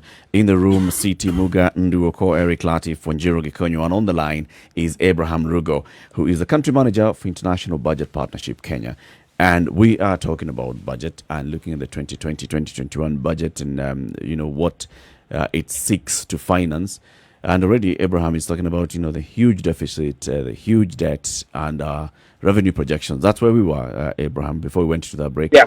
Revenue projections. You're saying that at best you see us managing 1.5, and you're very ambitious, I think. Too much ambition breaks a man. But having said that, the reason why I am concerned is that with income tax going to already taking a huge dip because of companies having to to declare people redundant, having to lay off people. Then you expect an income tax has been accounting for about 44%, though on a decline of our revenue, of our total revenue. Again, the two consumption taxes, VAT and excise duty, is unlikely to unless for those for basic commodities, which many of them are zero rated or tax exempt. I do not see. And also remember that import duty is a factor of incomes. So it's when companies are working or people are working that they import, they are able to buy cars. Banks have already registered that there are very few people doing asset financing. So because of all that combination, then it is likely that our revenue takeoff might only be happening towards third or fourth quarter of the financial year, which is basically 2021, as it were. And therefore, because of that, I think it is critical to do two things. One, to get into a discussion with our, with the people who have loaned us the money, with our debtors, and just be able to discuss, how can we reorganize some of the repayments and push it. I don't think we can get a waiver. So we can get a debt relief, but we can get a waiver and say, okay, fine, can we make some of these payments at a later date? At a later date. But remember, most of them are commercial, and therefore discussions with commercials are sometimes very, very complicated. A second one is to basically work on reducing the deficit by balancing the budget. Because a huge portion of the money that is going to finance the deficit is money that government is planning, about 443 billion, to borrow locally, which then means even in a difficult economic environment, you and I will have to be competing with the government, in borrowing the banks. In borrowing. And of course, a bank will not give you who is not sure of a job or of business alone. It will give government, because government is almost an assured debt. So I think for me, those are two critical things. In fact, one of my desires has been to know when a supplementary budget will be tabled, but then we can balance this number. But what is the role of organizations such as yours? So this budget has been in the public domain since the 30th of April. Yes. We are now already in the new financial year. Organizations such as yours and others that, work on empowering the public and educating the public, what role have you played in educating the public about these kind of things and even asking for those corrections? Good. Thank you. I will put on record, and Shiro is aware of this, that right from the beginning of the time I talked about in February, we have been doing two things. First of all, of course, we do mobilize and train. We have trained budget facilitators in about 36 counties, and we did draw them. For instance, we prepared an 80-page memorandum to the Budget and Appropriations Committee that brought together 114 people spread across 24 counties. And the things I am speaking about are things we wrote and tabled. So, and when we read the report, it seemed to agree with some of it. You get my pain. Yep. That we never come to say things in public that we have not raised with the respective public officials, including at the national president, when they ask for memorandums. We are writing this year, I think alone, at IBP, we have written about 8 or 10, up to almost 10 memorandums on different topics: COVID financing, the emergency regulation funds for COVID, the COVID Senate Committee, we did send them a memorandum, the Budget and Appropriation Committee, the Senate Finance and Budget Committee.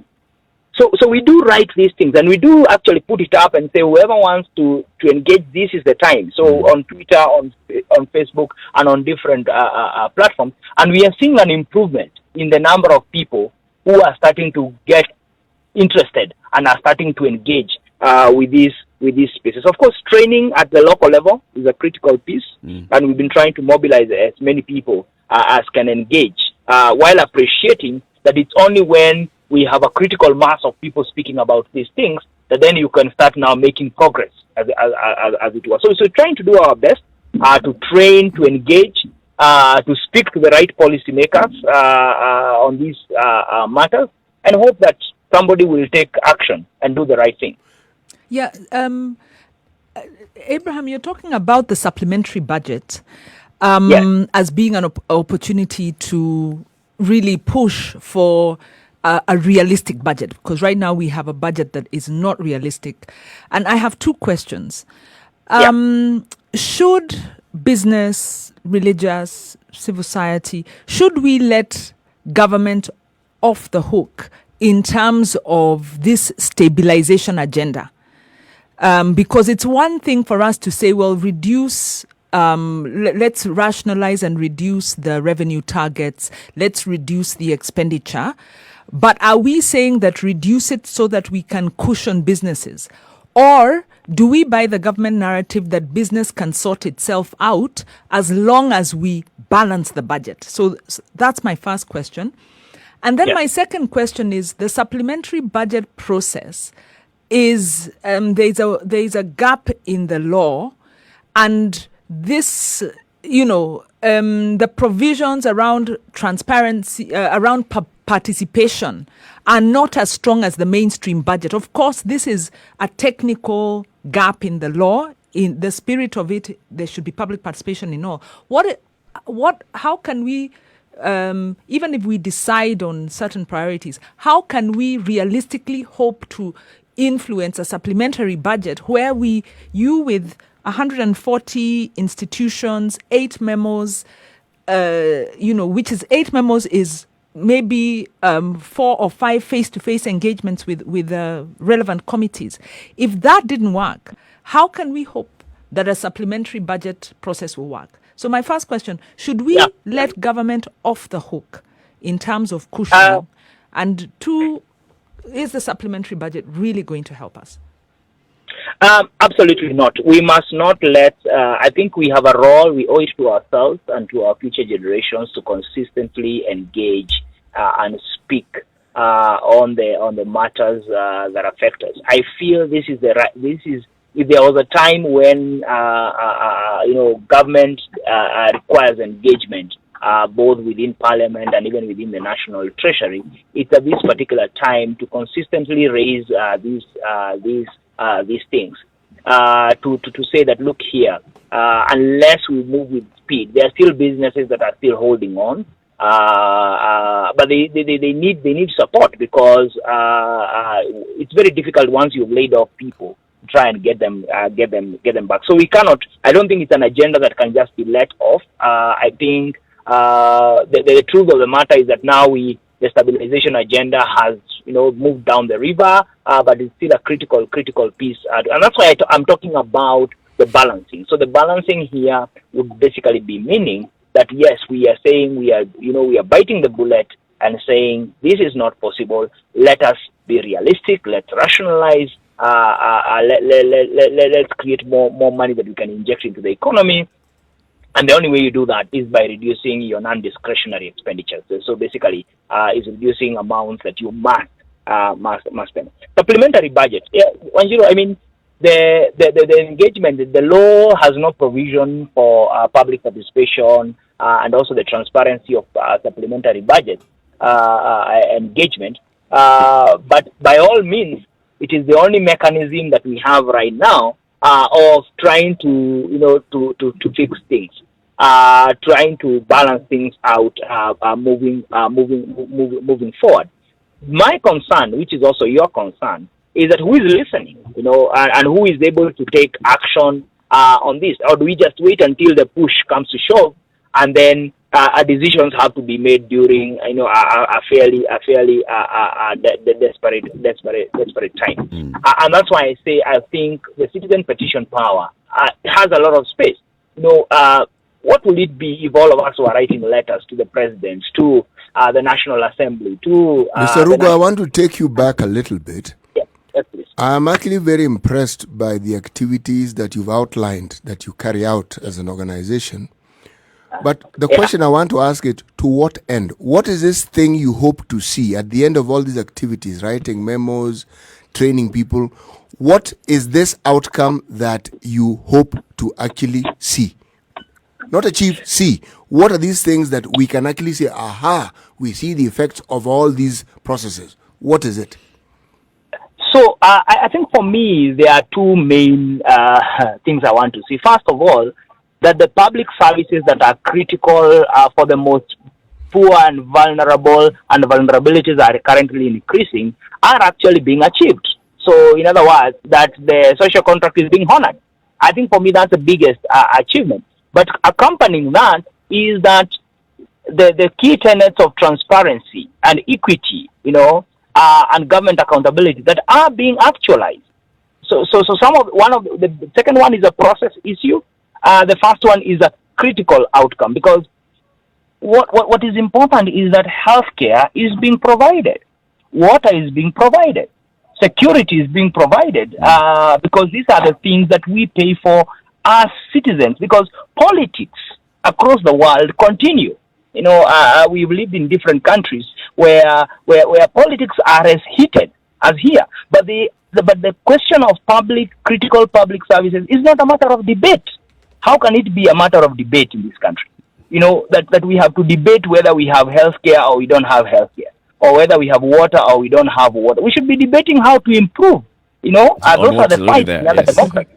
Indeed. Not whether, depending on who you elect, is when you have water or you don't have water. That's not a discussion, honestly. So for me, as long as critical and every service that a Kenyan deserves is being provided, and as I've said, vulnerabilities are increasing. Many of us are one salary away from falling into the poverty group.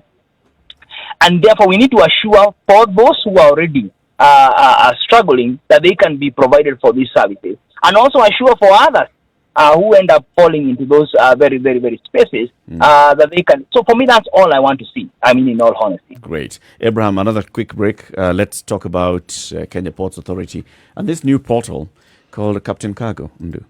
Right. So, what we're looking at is like we've been talking about previously, it's just been very confusing to be able to navigate through this one big giant that would be import and exports through KPA. So now I think they've taken that into consideration and made it much easier then for you to navigate in terms of information. I think the processes remain the same at the port. We're not looking at, the nitty-gritty of it. But then for us to be able to understand exactly what happens, the portal and Captain Cargo basically is there to be able to help. Understanding what happens and what you need to do, even if you're a first-time importer, if you're a first-time exporter, if you've practiced this for a very long time and you realize, okay, I actually don't know what I should be doing. Have I lost hundreds of thousands of shillings when I shouldn't have? Have I not been applying the right knowledge in the right place? So what the portal does is basically creates easy navigation for everybody. You can be able to find, do I need to book space through an agent? Do I need an agent in the first place? And if we want to look at exports alone, for example, there's certain documents that need to be processed. How exactly does this work? So it has simplified all of this for everybody. So everybody then is able to go to the portal, find out what I need to know. And we also know that, basically what this portal has done is that it's brought information. And that information now makes it easy for you to be able to import, export, and know the general workings of the port. And presenting it visually so you Absolutely. can just see step by step what needs to happen. Step-by-step process, not confusing. This conversation will continue. Throughout the days, we'll be telling you more about Captain Cargo. Just go to kpa.co.ke/Captain Cargo, KARGO. Good morning. 9 minutes to 8 o'clock.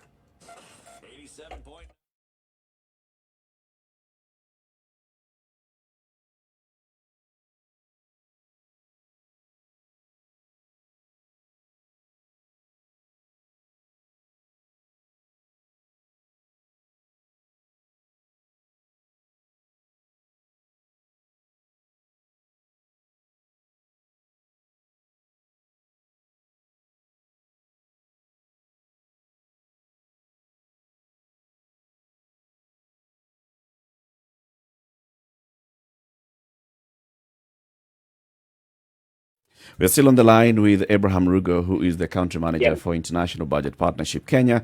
We have been talking about the budget.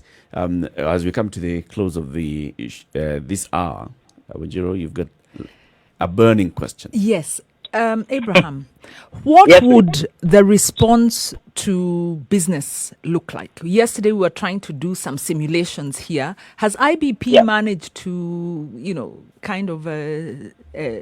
think through a little bit, crunch some numbers that can give an indication? Because Kenyans feel this is a bit unrealistic, whereas others think, yes, it's doable. I don't know what would we be looking at in terms of this kind of support?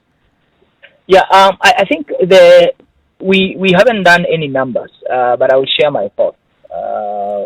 One of them is a thought that I have not found any reason to dispute that was advanced by David B. about the Lifeline Fund. Of course, that would have been very, very valuable if it had been done at the time when the idea was raised 3 months ago, almost 4 months ago.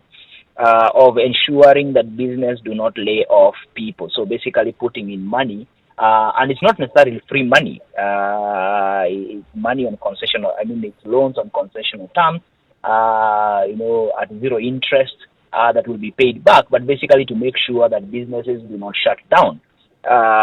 So now seeing that quite a number of businesses, apart from those in the service, a couple of critical service industries have shut down. I think then we are now looking at basically a revival of businesses, and I still believe that zero-rated loans is the way to go. I don't think anybody wants free money per se, but basically they want facilitation that will make sure. Sorry. Yeah, I know that. Businesses. You have some, just give me.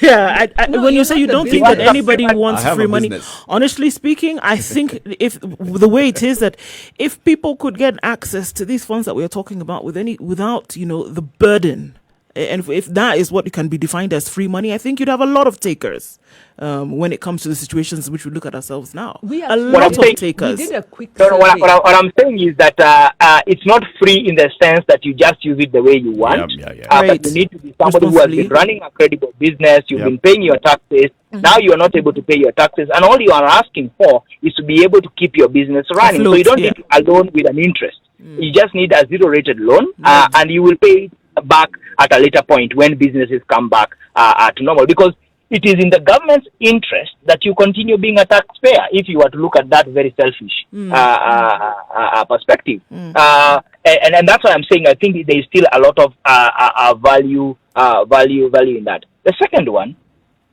is to address the challenge of, so a lot of businesses, especially single, sole proprietorships, are affected by the limited disposable income that they have, because they still have to pay for a lot of costs. So I think by government starting to, pushing to ensure that a lot of services that citizens have to pay for double, in terms of water, in terms of security, but these become assured services that you don't have to incur a lot of costs, for them, that public health services are available for all, they are functioning properly, NHIF is running properly. That then has an effect in terms of how much money then you can inject into your own business, rather than paying for private services as it were. Yeah. But thirdly, is to break business into the different spectra and focus more on the micro, small, and medium enterprises. The tendency when it comes to bailout is to bail out the big boys. Sometimes the connection is obvious, it's political and the like, but the people who create and drive any economy is not the big boys. It's the small businesses that employ 5 people, that employ 10 people, that employ 15. So basically it's the MSME.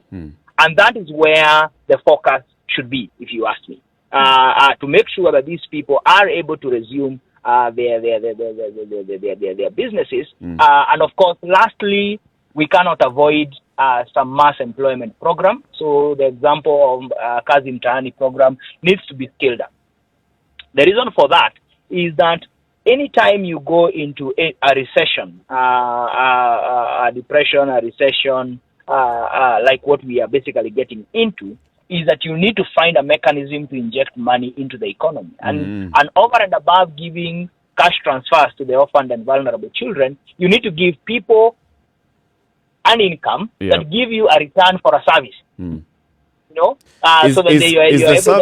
Is the service that's being earmarked for Kazi Mtaani the right service? Maybe not. Is cutting grass and collecting garbage What is needed? what is required? I think there are a million options. Kenya has moved. We have a highly employed. There are many other options. Teaching children that are at home, organizing how they can be taught. There are many other options. Online kind of services. Yeah. We're just getting into digitizing of the Ministry of Lands. You could employ so many people to go and type all that. Do all that clerical work. We have people who are computer literate. The options are endless. So I don't think the clear bushes Thank you. is the only option. Thank you for speaking But to maybe us if I today, say one Abraham last Rigo. thing. Yes, one final comment. One final comment, yes. I think we owe it to ourselves to engage in the governance of this country. We cannot give up. however difficult True. it gets. True. Thank you very much. Challenges And for thank you, organizations like yours to empower us Sure, by sure. giving us the information And and we the keep on knowledge. engaging. Asante Sana Thank you. Abraham Rugo, Thank you. Country Manager, International Budget Partnership. Before you go, listen to today's proverb from CT Muga. For the sake of peace, hard decisions must be made. This is a Yes. Tanzanian proverb, or saying, really. For the sake of peace, hard decisions must be made. Cancel unnecessary budgetary expenditure and put For the it sake of to- peace. Yes. Abraham, thank you very much and have a Kenyans. good day. Good morning. It's 8 o'clock.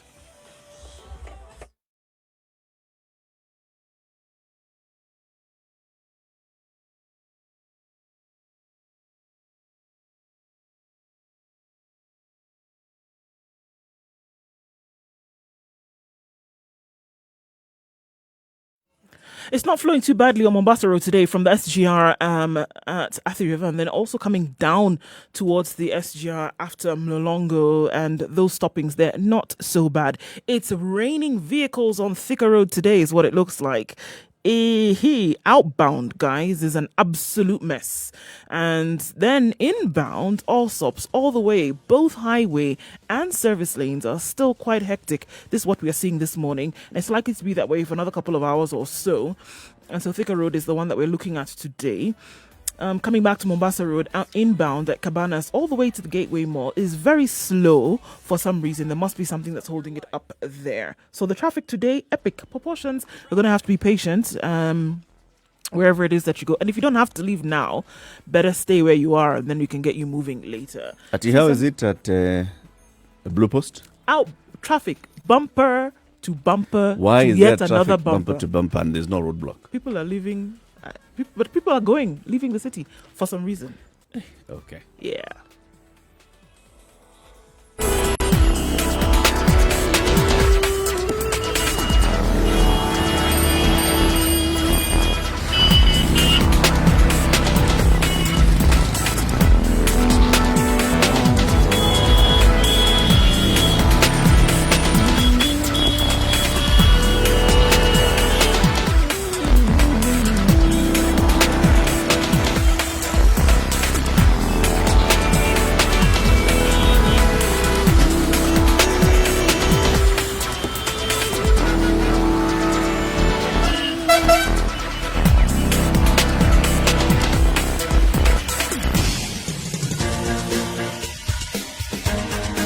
This is The Situation Room, the home of hard-hitting political commentary and penetrating insights about the state of the nation. This is a talk radio experience like no other. The Situation Room, a place for hard truths, debates, and elevated conversations. The Situation 2.5 Room, minutes witty, after 8 political, o'clock. and This is Kenya's biggest conversation, broadcasting from Nairobi to Mombasa, Nakuru, Kisumu, Malindi, Eldoret, Nyeri, worldwide on www.spicefm.co.ke, and also on our social media handle platforms, SpiceFMKE, Facebook, YouTube, and Twitter. Join this conversation on our Instagram handle as well, SpiceFMKE, and you can call in on 0719-012-600. Today is the 7th day of the 7th month of 2020. 30 years ago today, there was the first Sabha Sabha rally. And the Sabha Sabha rallies basically were it started in that clamor and push for multipartism, for a more open society after years of single party rule. And there were very many politicians and very many people who basically just came together and were pushing for that conversation. The notable names at that point were Kenneth Matiba, Charles Rubia, Jaramogi Oginga Odinga, and others. And then there were those who were working in the background at that point. They were just, maybe younger people. They were working in the background. Among them, people like Njeri Thorne, people like Edward Oyugi, Ngodhowa Kariuki Gathithu, George Anyona, and others. We are joined this morning by one of them. He likes to be referred to as Mtumishi Njeri Thorne. So Njeri Thorne is also a former MP for Onyenjes. He's currently the Ford Asili Secretary General. That's the Forum for the Restoration of Democracy. Remember, Ford, before it started splintering, was the Forum for the Restoration of Democracy. And the word restoration of democracy was apt at that point, because the feeling at that point was that we had basically veered off the path of democracy. We needed to come back to democracy by allowing multipartism, by allowing other voices to be heard as well, multilateralism in everything that we were doing, and more open and just society. Looking back at those 30 years since that first Sabasaba rally is what we'll be doing now. And Njeri Thorne, good morning. Good morning, sir. Asante sana. I for also speaking say to us. hello to all the country because here we are commemorating a great day. Indeed. Welcome to the Situation Room. And thank you so much. In the room this morning is CT Muga, Nduh Okoh, and Njeri Thorne. Very good. Njeri, let's just head back into those 30 years. At that Yes. point, when you were organizing this first rally, just quickly just give us what was happening. How did you come up with the idea of having this rally on this particular day? Was it a coincidence, for example, that it was on the 7th day of the 7th month? Yeah. Well, the first thing that Kenyans must remember is Sabasaba was really a culmination of a struggle and clamor for multipartism that had started in 1969, immediately after the burning of Kenya People's Union, which had been started by Jaramogi Oginga Odinga. When Kenya, therefore, became a de facto one-party state. And then immediately after that, you see so many things happening, detentions and arrests. And again, we come up to 1982, when the same Jaramogi Oginga Odinga and George Anyona tried to form a political party called the Kenya African Socialist Alliance. And it was denied. And when it was denied, they were also detained. And immediately after that, about the second day, the KANU changed the constitution to make Kenya a de jure one-party state, making KANU the only party in this country. Mm-hmm. From then, the struggle intensified, and it saw some of us actively involved in trying to push the government to change the constitution so that Kenya could be allowed to reintroduce the plural politics. And it is because of that struggle that you find pockets of Kenyans rising up, and the then Moi government arresting everybody, including what they call the Mwakenya parents of 1985, 86, 87, 88.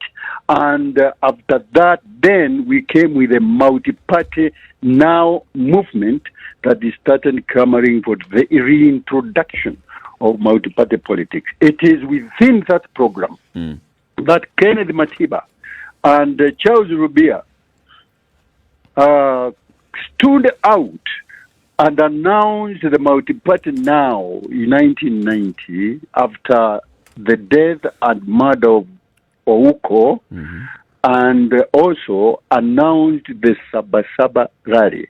Sabasaba here to imitate what you may call the Tanzanian TANU formation, which was done in 1954, and the party was formed and declared on the 7th of July, 1954. And that is what they were trying to tell Kenyans, that we are forming something here on the Sabasaba, and we want all of you to come and witness it. That day we were going to announce the formation of the Kenya National Congress, again taking the spirit of the African National Congress that was going to mobilize the people for their liberation. So, yes, sir. What then happened on this particular day? I mean, I am imagining the first Sabasaba on Sabasaba of 1990. Of 1990, yes. Was it allowed to happen? Now, this is what happened. After the date was announced towards the end of April, and having many activities to mobilize and prepare for the day, then the government decided to focus on a few people.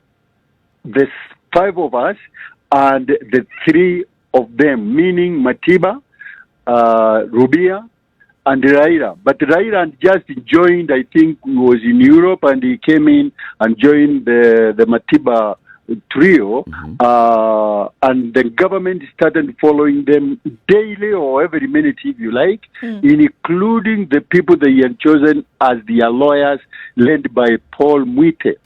And so when you look at the streets of Nairobi, you will see something funny happening, almost a drama, that every time Paul Mwite would walk out of his office, going anywhere, the police would follow him in cars, some of them on foot, to make sure that there were no consultations, and if there were, they were obstructed between him and Matiba. And every time Matiba went, including for his lunch, where he would walk from his office to Nairobi Hotel, that is the Lydian Towers, African, whatever they called it then. They would follow him there and try to arrest him. They are not arresting, but teasing him. One thing that Kenneth Matiba believed is the Moi government could not arrest him because him and the Moi were very close and they were doing business together. In fact, it is said,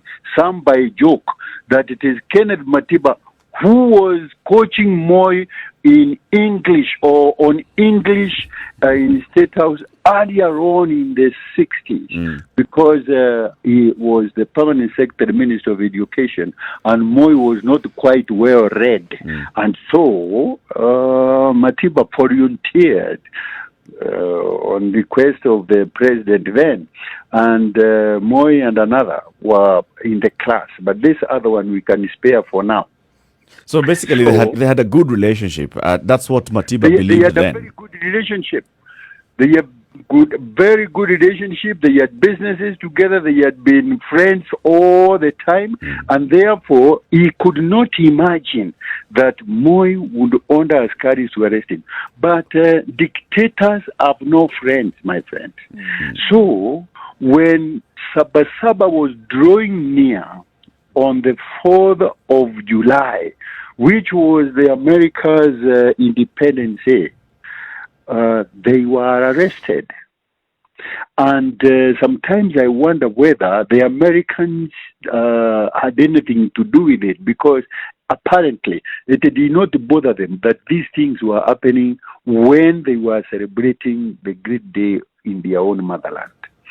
However, after the 4th of July 1990, we were left to coordinate.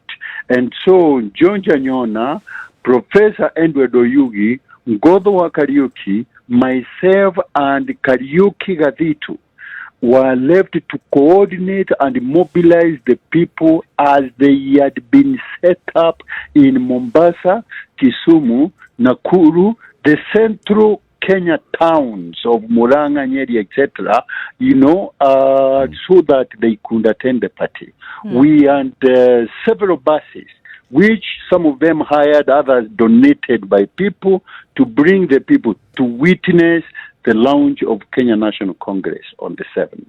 Was it launched? And, no, it was not launched. Something was stopped, and this is what happened.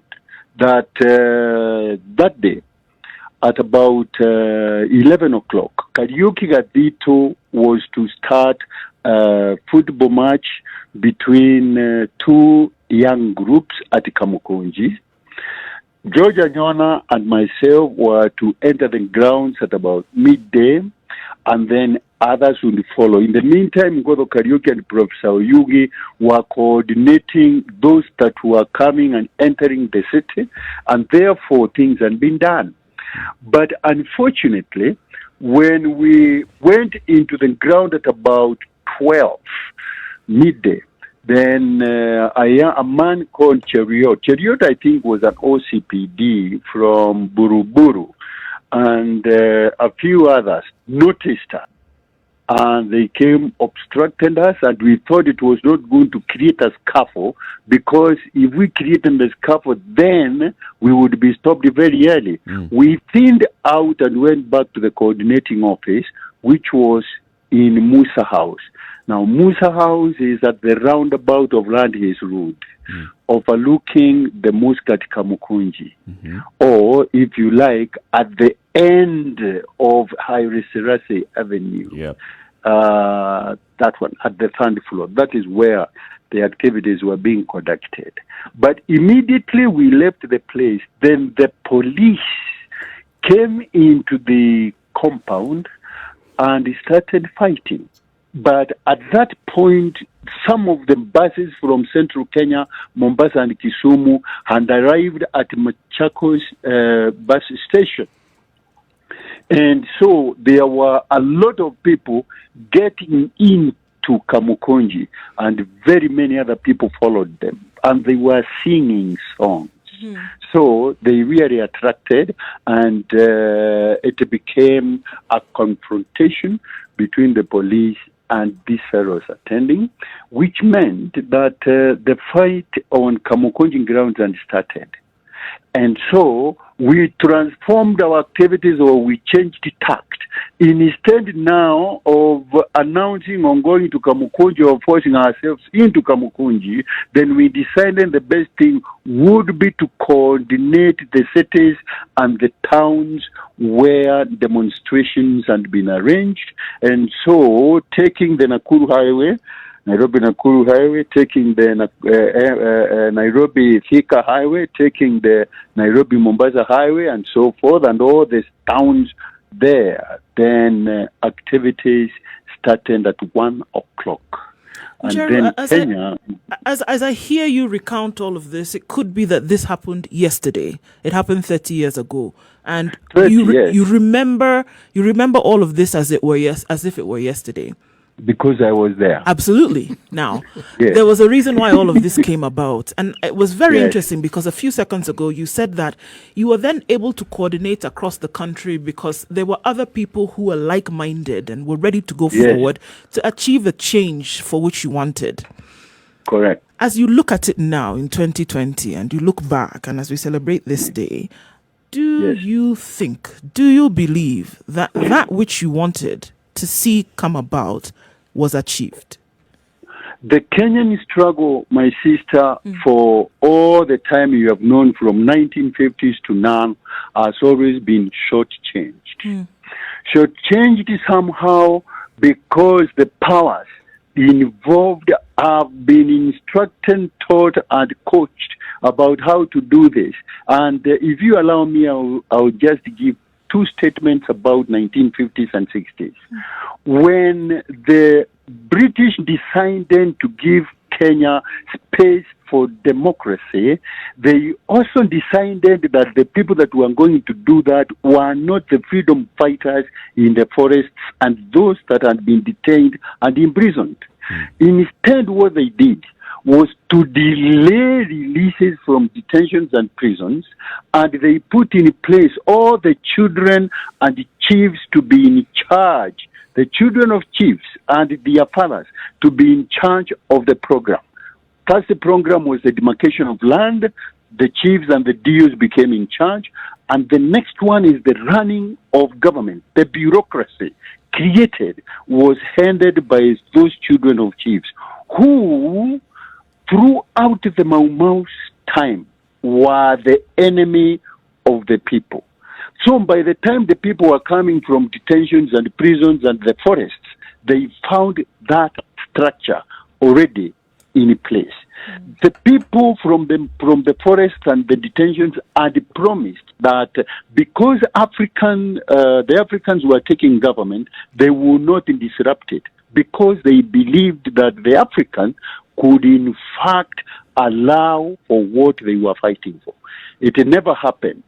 Then Kenyatta became one of the most vicious people against the freedom fighter. When it came to Moi, and Moi detained a lot of people who were seeking multi-party politics. When it came to him, then he decided while we were in detentions and in prisons that he was going to introduce multipartyism. What is it that he did? Just like they had done in 1960-61, they brought in people, including special branch officers, to form political parties. So they allowed one Odinga to form Ford. All the others were formed by suspicious characters. Some of them who were informers, some of them that were special branch, and very close umbilical cord friends of Daniel Moi. So they took all the political party names, including Socialist Party, I don't know what have you, all those. So the first 15 political parties were owned by people. By the time we were released from detentions and prisons, those political parties were already in place. And any of us proposing or suggesting that we form a political party of our own, the people out there had already been poisoned. What we fought for has come, and therefore we cannot allow for another one. And if you do, then we will reject it. So that is what happened. What is it that happened then when Moi was leaving? Something else very interesting. And you are going to see it replayed in this country. He decided that the only character that was going to be the person to take over from him was an amateur. A person that would not be able to understand a political statement, who did not understand the philosophies, who did not even understand history, but was going to be coached so that he became a beautiful creature of Daniel Moi. And that is our President Uhuru Kenyatta. And he knows it. He met me in Parliament. He met me in Parliament when McTaw had been asked to step down. He was nominated to take that place. And so there he was, timid, shy, and so he is our president. What is it that he is going to do? Simply to make sure that he protects that which had been achieved by the system from 1961 to Moi's day. And he has done it very well. And he has done it very well. But remember that there is a Kibaki state. Now, people are talking about the dynasties, friends, dynasties in Kenya. We don't have very many dynasties. It is Kenyatta dynasty ruling this country. And the only thing that is different from them is that from 1948 to this day, the Odinga family, and Odingas have been very close friends of mine, but reflecting back, you can actually see that from 1948 to this day, that family is the one that has provided the democratic value of opposition, so that international communities would always say that Kenya is a democracy because there is a government ruling, and that government is the Kenyatta value and formation, and the opposition is the Odinga value. So what do we mean here? Simply this, that we cannot achieve it with such hypocritical programs happening here. And our country has been created to be a hungry country where no food is. Two, it has been created to be a poor country so that the people have been promoted and encouraged to drink.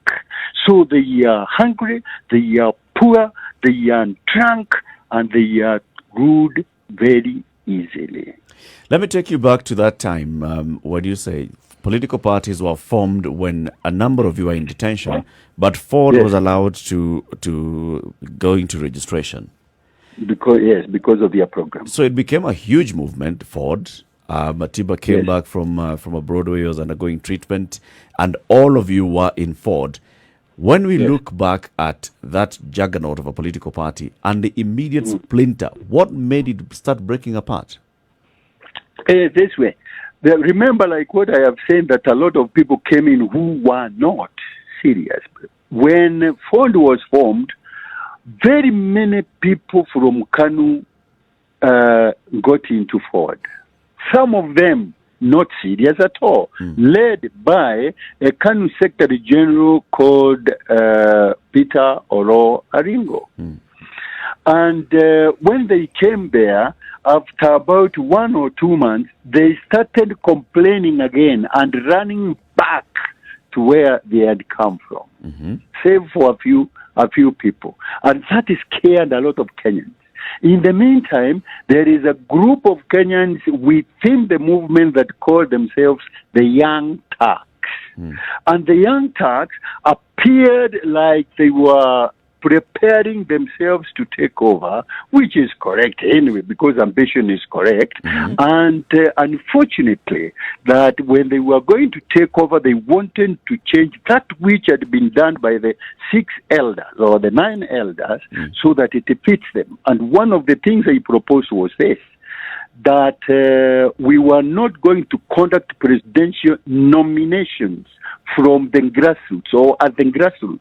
We were going to form college sittings where a few delegates from the country would come in to decide who the presidential candidate should be. Yeah. And this was motivated by the fact that because Kennedy Matiba was coming in now from London, they thought that he would have a greater following that would take away a few votes from Jaramogi Oginga Odinga. And Kennedy Matiba was not coming to be president. He was coming to join Ford, but to be a presidential candidate. So, because of that understanding and that is stand by the Young Turks within Ford, then at one point, led by Martin Shikuku and George Ndenge, Herman Bamaris and others in Kitui, they said, no, we cannot change the Ford constitution because we would like that nominations are carried at grassroots, that is at sublocation level. And that really is what is played for. And there was such tug of war about that then the Jaramogi group decided to stay in what they call the Ajib House, and myself, Peter Anyang' Nyong'o, and Oyugi had been asked, and Ngoto Kariuki had been asked to open a secretariat at the Modidi House, so which had been donated by Jim Nambaru. And when we did that, assisted by Meko Kenya, when we did that, then Matiba arrived and he decided that was going to be where he would sit. And Jaramogi said that he would sit in Ajib House. And the two of them quarreled about that. And the split happened on a very flimsy ground, but it did. Looking and back, everybody appeared to celebrate. Looking back, Njeru, from that point, with hindsight, was that a good move to go ahead up to a point of breaking up such a huge movement that you had? You see, it was very bad to split Ford, but it became inevitable because of the forces involved. In fact, when I look back myself, I still see the hand of Moi in it, because later on, Martin Shikuku, my very good friend, said, Wamekura Kaugari, State House na Moi, and they are okay, right? While on the other side, 1 year later, Jaramogi Oginga Odinga was saying, Moi ni kama twiga, he's like a giraffe, and he sees very far, and therefore, let us go back to him and be able to make one Kenya. Now, those two characters are the ones that created the division. And these are the two people that are saying, Kumbe, they have been cohabiting with Moi, and therefore the country went back to where we were in 1960. It doesn't sound to me like it was an ideological difference. It sounds like it was an ego difference. There was no ideology in Ford. Everybody was there. If you talk about ideologies, we have about 6 ideologies in the world, and there is none that was at play. Nobody was talking about land. Nobody was talking about the poor. Nobody was talking about the environment. We were simply saying, change Moi out. The leadership. Moi aende. So akukuwa na hii mambo ya ati filosofia yetu ni fulani. There was really nothing like that. Because Shikuku stood for something, my friend Oginga stood for something, Kenneth Matiba was standing for creating riches, I don't know, all these things. So there was nothing ideological. So, nevertheless, my sister, before you ask the question, that in fact is what the Kenyans are supposed to decipher what is it that we follow in political parties? What is it that we follow in individuals? In what do they believe in? Ama ni kutuchanganya tu kama karanga ule ya Tanzania. Yeah, so Mtumishi, I have so many questions, but Ask all of them. I'll only ask one because of time. You're talking about change. Moi must go as this unifying call or for that time. You can see where we are, and I think you've given us a very good backdrop to understand the mindset and the interests of Uhuru Kenyatta vis-a-vis the Kenyatta dynasty. What is our rallying call now that we can use to get Kenyans on board? Because it seems that things are very, very dark. We've lost a lot of ground, and people don't seem able to see as clearly as people could see that time across the board. What could be the rallying call now that can bring people across from various ideology, religious, business? Yeah, thank you very much. Personally, what I see, and by the way, let me tell you, I am slightly happy about what I see. And the reason why I say I'm slightly happy is because for all those 30 and more years, we always told the people the kind of leaders they should choose. And instead of listening to us, some of them have called us, Vinyangarika. I don't know what Vinyangarika means, but that is what they call us. Some of them actually throw stones at us because they have been told so. But now they are suffering without bitterness. Right? And that, according to me, that suffering is what mobilizes them to form some little quorum that they can be able to push what I am now calling change for posterity. If there is going to be any rallying call, according to me, there cannot be anything else than fighting for posterity, because everybody fought for his own and it has not produced any good result.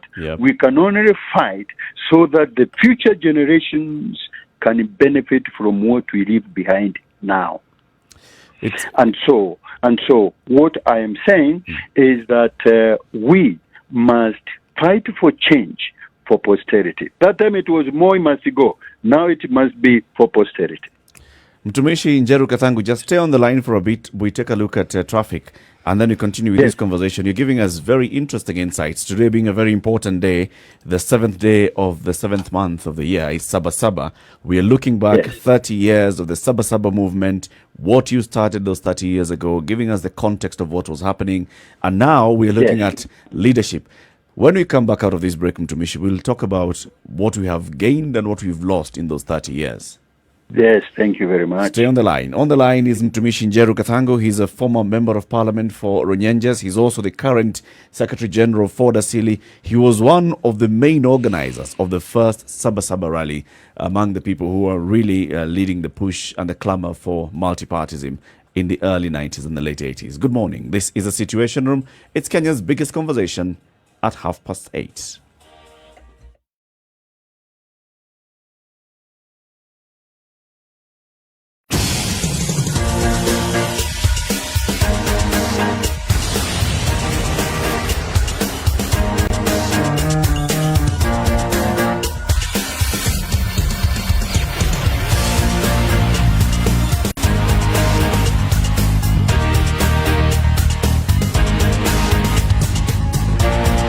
Then it looks still absolutely crazy on Thika Road today. It's likely to be there for a couple of hours. Outbound traffic still a menace.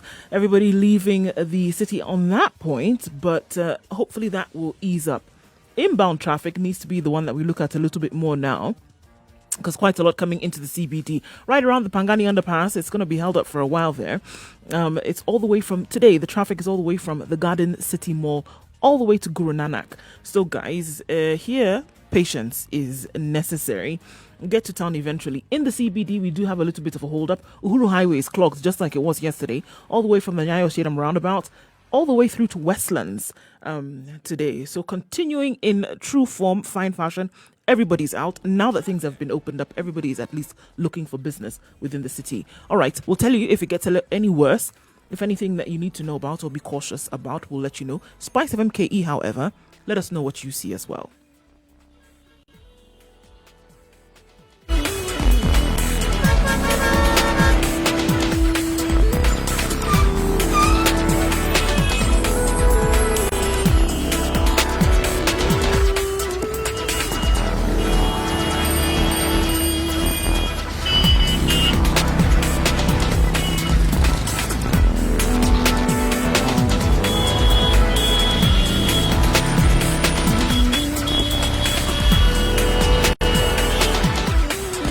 To 9, it's a situation in Kenya's biggest conversation. Still having the conversation with Njeri Mtumishi Njeri Katangu, Ford Asili Secretary General, former MP for Runyenjes, and a man who was among those who led the first Sabasaba rallies. As we went into the break, Mtumishi, you said yes. One of the things that now we need to be focusing on is change for posterity. Yes. And this change for posterity is with a realization that all that clamor and all the change that we were pushing for, it was clouded by personal ambition. Yes. Even by the very many people who were in the leading lights of the change, the push for multipartyism. Yes. So what is the shape and form of this new leader who's going to come and take us to this new posterity without the kind of ambitions that marred the first 30 years? Yes. Now, remember that every generation is 30 years split into 10, 10, 10. A generation has 3 decades. Mm-hmm. And in this generation, from Moi time to now, that generation has really been deprived and denied of information, of national values, and even of family values. And one of the biggest problems that we have in Kenya today is that particular generation does not see anything but the self-needs. They are the ones that are looking for shortcuts. They believe they can be rich without hard work. They actually believe they can be without an education. Some of them have been sent to universities, and those universities, they look for people to write their thesis and answers and what have you. What is happening here is that the Moi regime deflocked people of determination and commitment, which means that as we are today, Kenyans are going to be seeking a liberator to liberate them. Kenyans are going to be looking for a savior, but where does the savior come from when they cannot see one themselves? You can only hope that there is going to be an emerging figure, a character of commitment and somebody who loves people, that can be able to offer something at least to release the people here and resuscitate their lives. Mr. Katangu, are you saying that the current crop of leaders do not represent the form and shape of such a leader? I don't see them. I'm sorry. Absolutely. Remember this. I have personally worked with all of them. Yep. All, and I say all, and they are my witnesses. And I can tell you that there has been a lot of time wasting looking for money and property that none of them has been able to sit and concentrate to look at what the state and society requires, not for 5 years, but for 100 or 200 years. The reason why Kenya lags behind, and it is the most primitive country politically in Africa, is that from the time that we walked out, you've got to be fair with us. Yes, let me. You are asking me questions. Please explain our primitivity. Let me give my statement. You are viewers. You can give viewers at an appropriate time. Now the question is mine. That we have got one of the most backward political societies in this Africa that has come from a freedom war, that has seen the democratic struggle, whose leaders have been detained and eliminated by way of assassinations, and it does not tickle this society that something must be done. that we must look for an appropriate character. Their social institutions have been diluted to give zero programs, where the education program alone changes every 10 years, making the society a society that cannot agree in anything, not even in research, because each one of us has got a different approach. Mm-hmm. What kind of society is this? Listen, the kind of person that you must look for, and you have got the obligation to do it. Don't run away. Mm. You have got the obligation to do it, because without a good political leader, there is nothing that will work for you. You have only been left with about 4 families, which constitute about 30,000 people, and those are the owners of property, the owners of land, and the owners of every institution. They guide you like blind people. Wow. You know, now we are wondering how to come back at that one. You had better come back. Yes, can I? You had better come back. I want to ask this question. Ask it. Mr. Kalangu, you sound to me like a diehard idealist. No, it's because I live in this country and I am a witness to it. So are you saying that even as a politician, you do not believe in idealism? You know, I say this because I think idealism is positive. I don't think it's negative. I believe in idealism. I know what ideas are, and I know the people who get stuck on ideas. That is not Njeri Thorne. If I get stuck on ideas, I will not be talking with you. Many of our people are not around. That is why maybe you called me, because the others are not there. I am saying this, and I am not a young boy also. So I know from where we've come, and I know where I am. Where the country we are talking about, Kenya, has got about 4 million people in Nairobi, and only about 850,000 can be able to earn something. All the others are the independent. Yeah. And it does not worry you? Mm-hmm. Does it worry the politician? No. Is it okay for us to say that Kenya is one of the main economic powerhouses, economic hubs, and you have got about 3.2 million dependents on 800 in the capital city?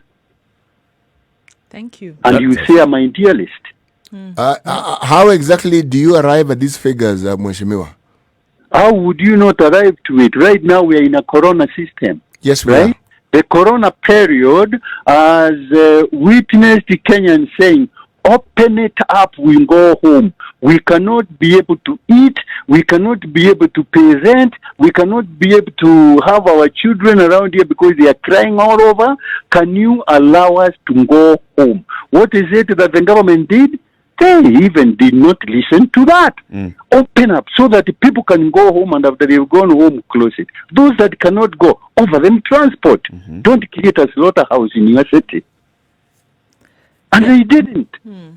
Yeah, in fact, I think politicians, the leaders need to think. It's not to watch people. We are not to feed your show.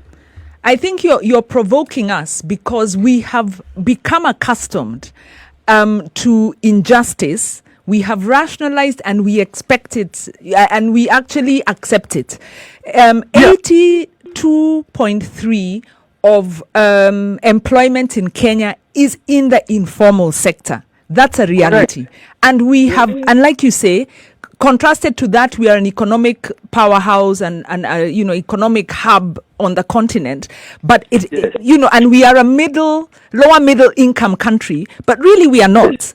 And we have accepted this. So I think I fully agree with you. And just yesterday we were talking about, Nduh Okoh has been talking about our education system and how it has removed the ability for Kenyans to be critical, politically aware, critical thinkers. and to be critical thinkers.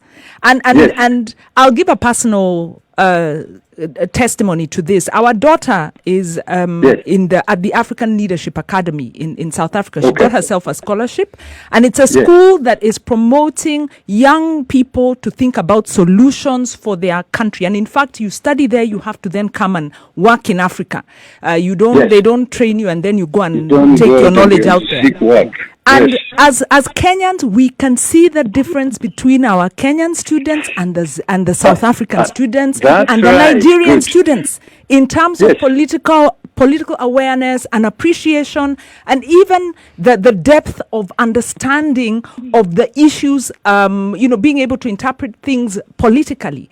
And these are the students who are already directed towards political understanding, but when you put them with their peers, you can see the deficit in terms of our education system.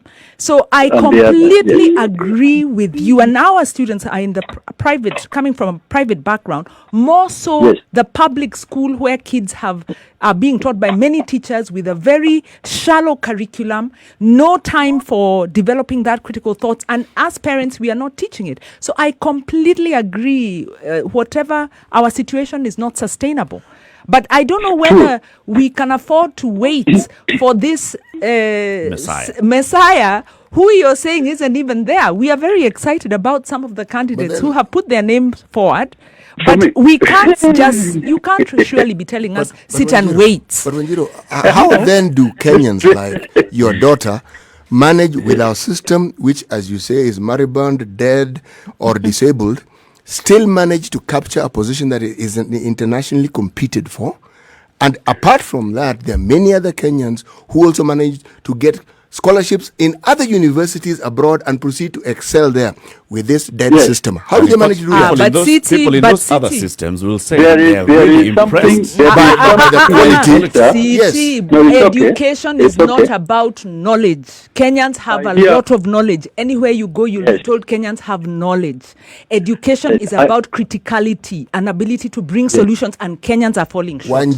The system of education in the universities abroad are very stimulus response based, which means you have to think. You don't regurgitate what you've absorbed or what you've internalized. Why are you making an assumption that abroad has better education than ours? Look at that assumption. All I have said. You just said that. I did not say abroad is better than ours, because we may have modeled systems that cannot save our. It's you who's bringing the concept of better here. All I'm saying. The better I said was across Africa. May I please come in, sir. Yes.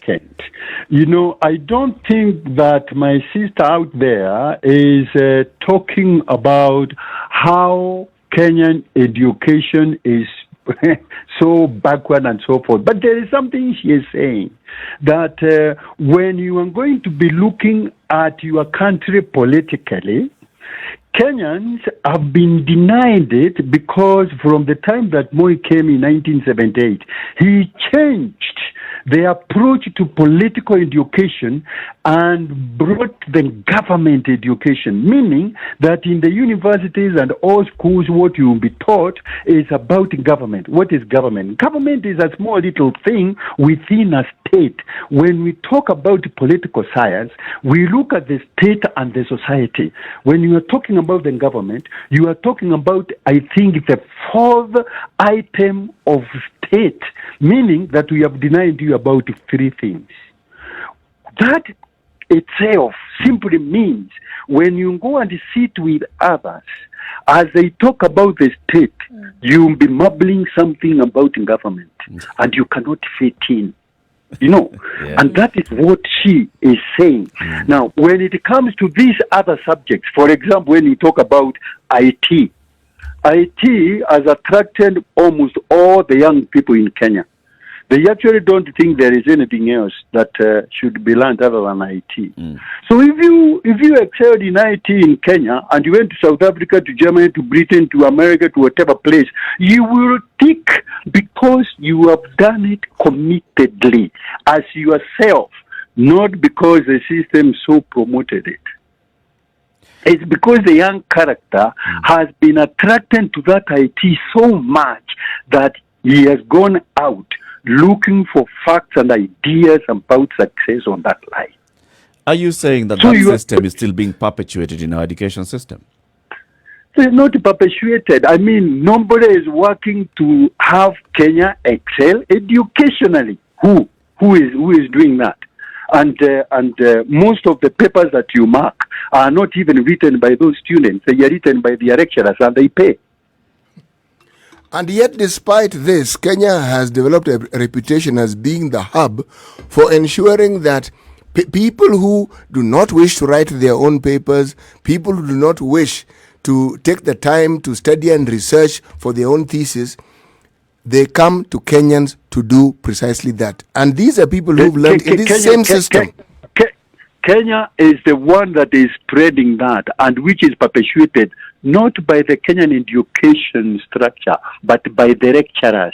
It is the lecturers in the Kenyan universities who have been making money writing papers for others. And those others, if you ask any of them any question about what their papers contain, at least to go slightly deeper than the sentence or the statement, they will not do it. So if we look Because at they don't, you know. all of this, I mean, from what set the premise for this where this debate that we are currently in is that there's a leadership or there's a lack of proper governance and leadership in this country. And you said Yes. that you're looking at the current crop of leaders and you can't see anybody who's going to take Kenya over this to the promised land, as it were. All right.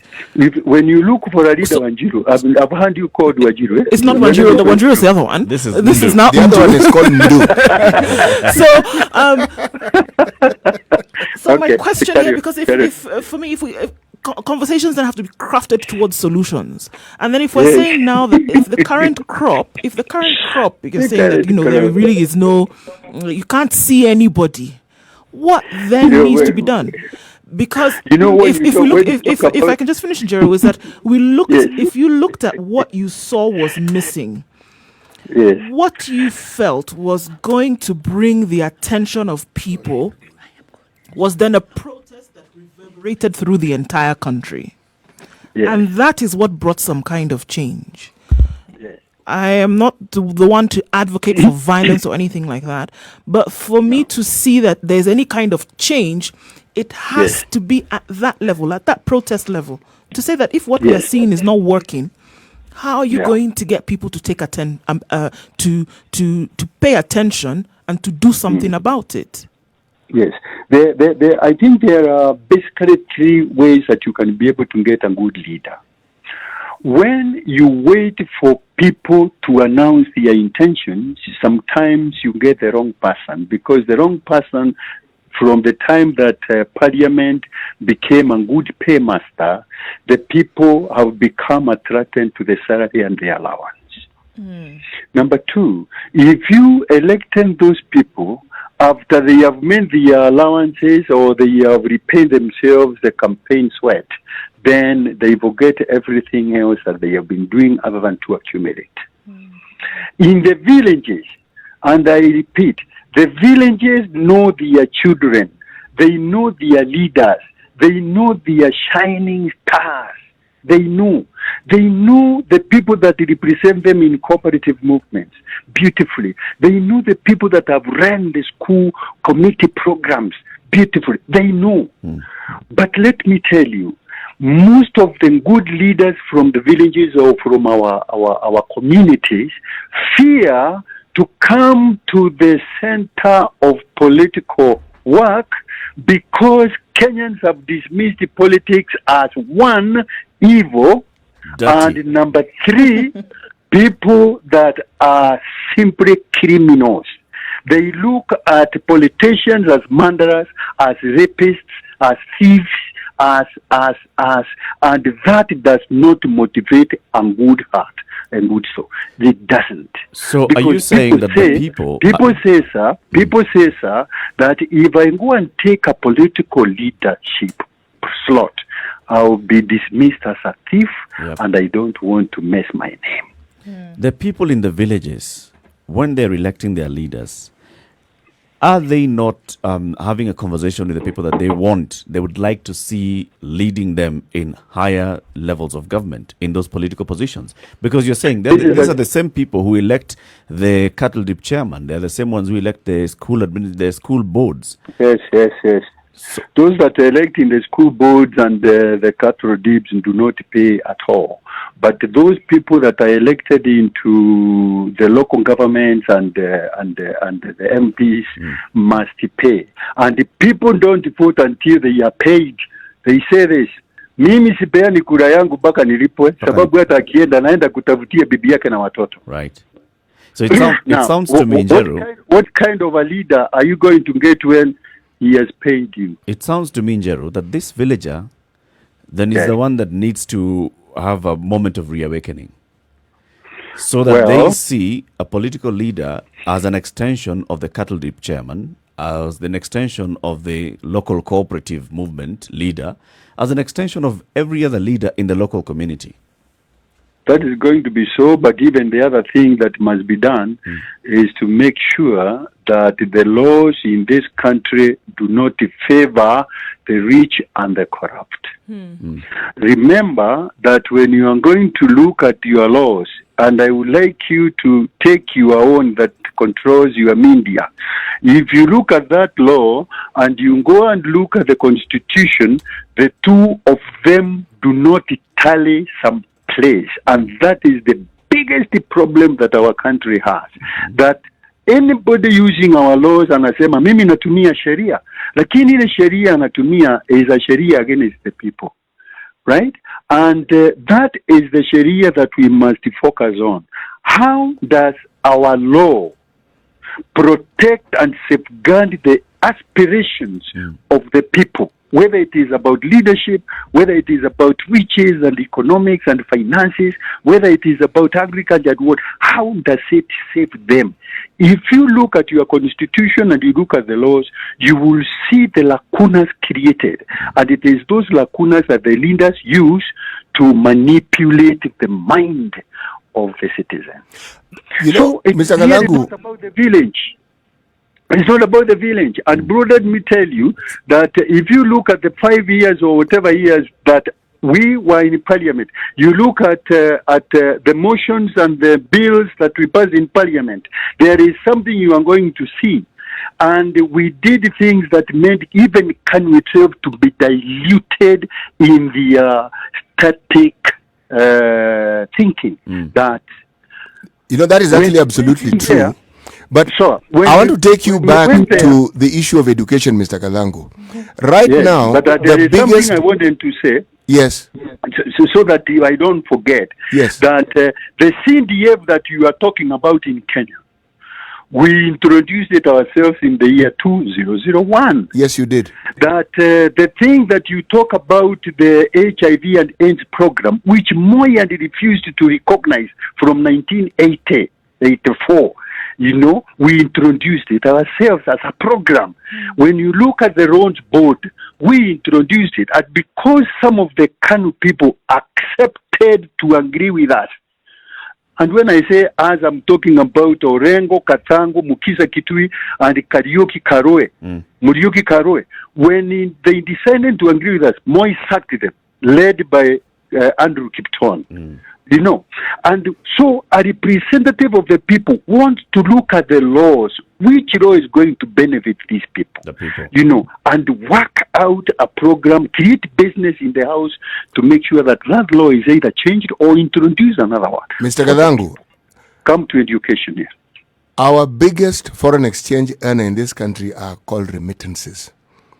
Yes. And you cannot have remittances unless you have a powerful human resource base, meaning people are educated to the point where they can work abroad and they can send money back into the country.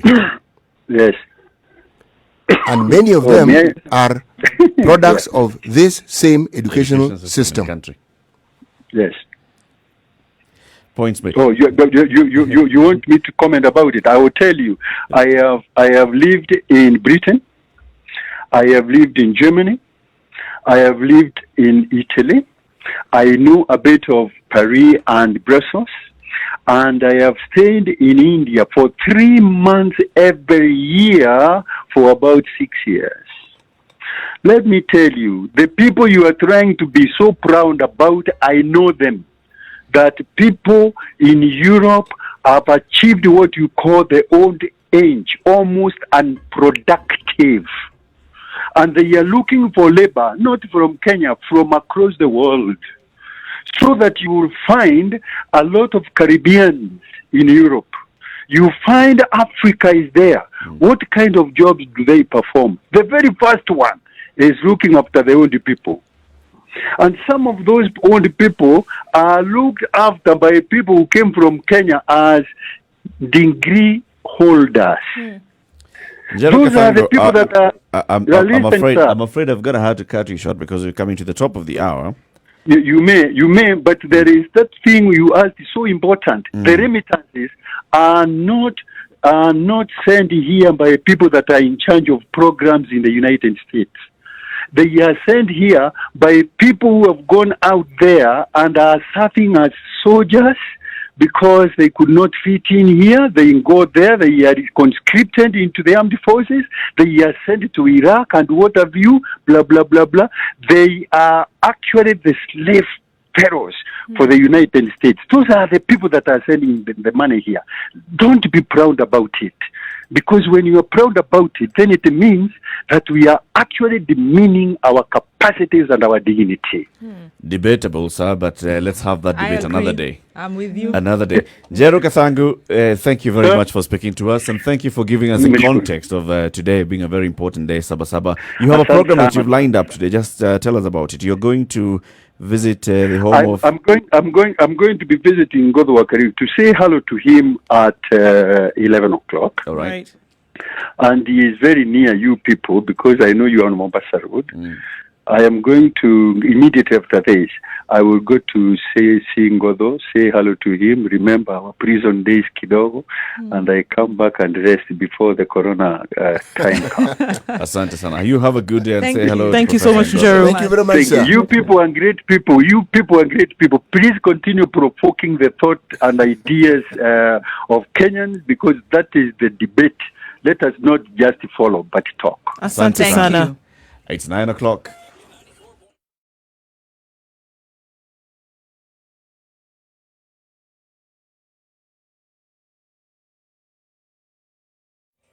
All right. What may have changed so far? Not much. Thika Road is actually still very, very crazy.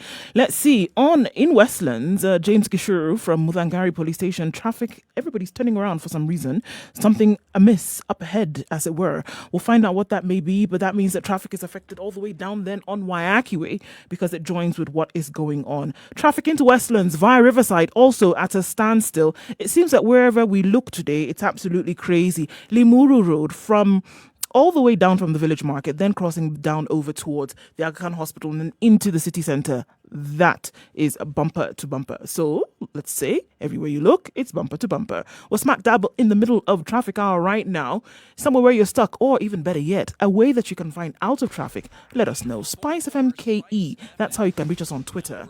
Get away from this Tuesday morning craziness.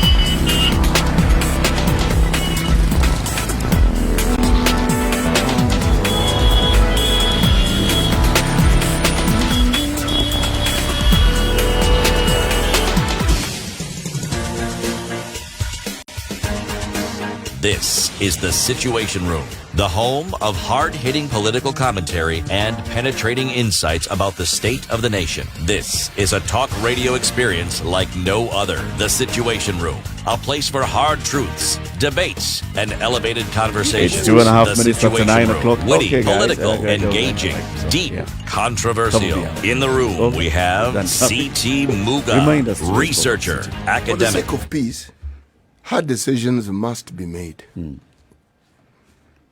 Okay. Now, Uhuru amefungua. You know, that was basically the language yesterday. Amefungua. And kufungua here is the measures that were relaxed yesterday by the government. And these are in terms of the cessation of movement. These are in terms of allowing people to leave the city center, travel to and out of Nairobi, Mombasa, and Mandera was allowed. The 9 p.m. to 4 a.m. curfew is still extended for a further 30 days. People who will be allowed to go into church now, yes, places of worship have also been allowed to resume operations with only 100 people allowed in a place of worship for only 1 hour. And then there's also an age limit. It's between 13 and 53. Yeah. Those below 13, those above 53. Now I wonder. 58. 58. I wonder whether the pastors. the preacher, including the preachers. Including the preachers, of course. They didn't specify, but they I mean, said the they just limits. said 58. So they didn't say whether you're a pastor, whether you're a congregant. 58. Period. That's where you Okay. fall. It will be interesting for Okay. some. Okay. So those ones are also not allowed to travel. Mandatory health certification for PSVs from Nairobi, Mombasa, and Mandera.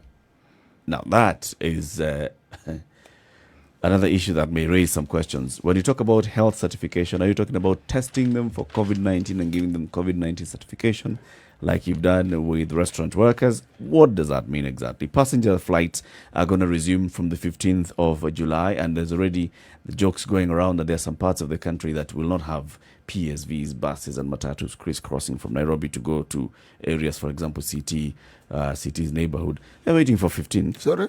so that they can fly down to That place. your neighbor. The city. I'm sure your neighbor is not waiting to go to Machako's bus stop to. We don't have those problems. You're waiting for the 15th. We have other Say it. problems. The other, but not say it. those. Not this Hey. one. Say it. It is what it is. International flights to resume from August the 1st. Political meetings are still restricted, of course, who we're talking about.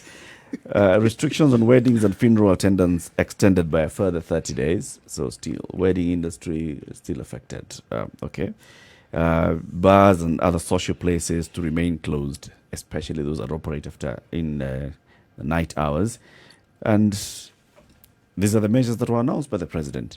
So, just like Njeri Thorne was saying, and everybody who would comment about this is saying, it's basically allowing the people in Nairobi who are feeling really, really affected by COVID-19 an opportunity to seek refuge in Shags.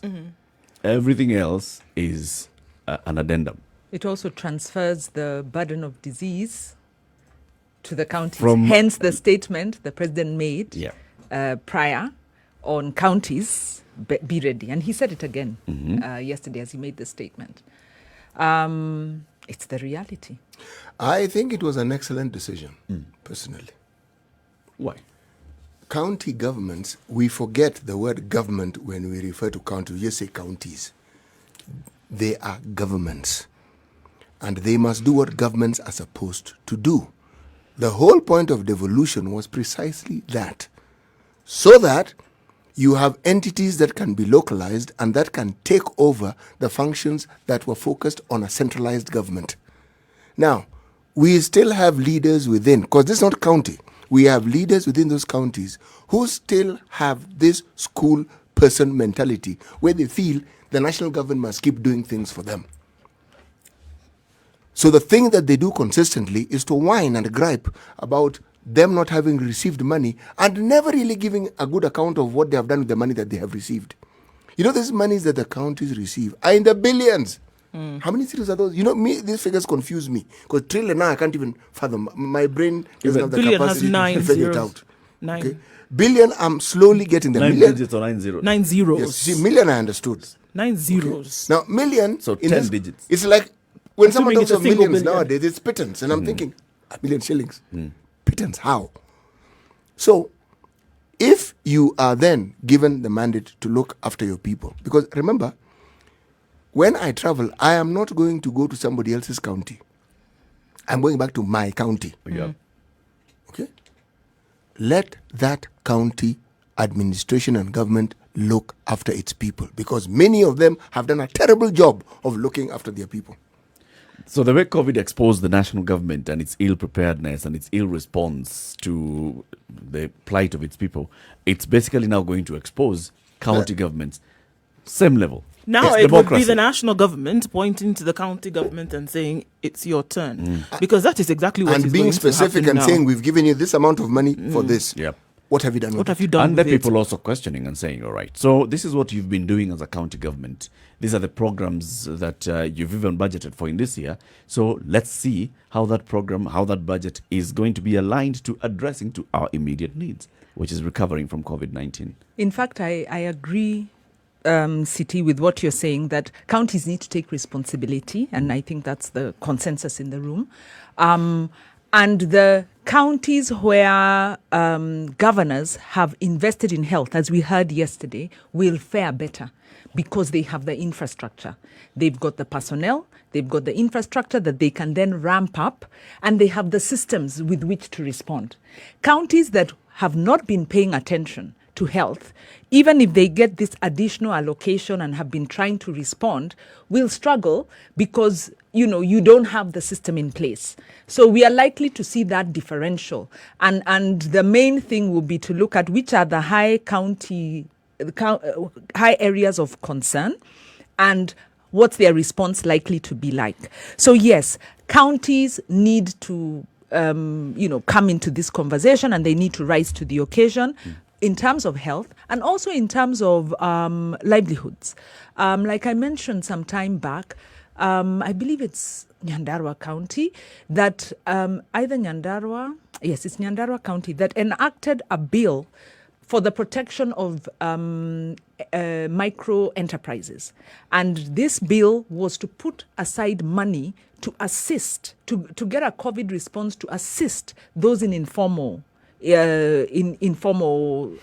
sector. I think Nanyuki as well, when you spoke to the governor, Laikipia. Laikipia, So it was, maybe it was Laikipia. Laikipia. So, and they did this off the bat. I think they had enacted the bill by end of April.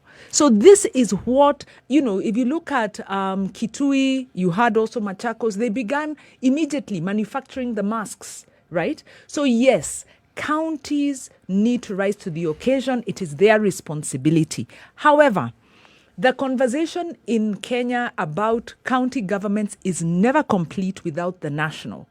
Because of, under Article 6(2), we have interdependent government. So there are those roles that national government must play for counties to play their role.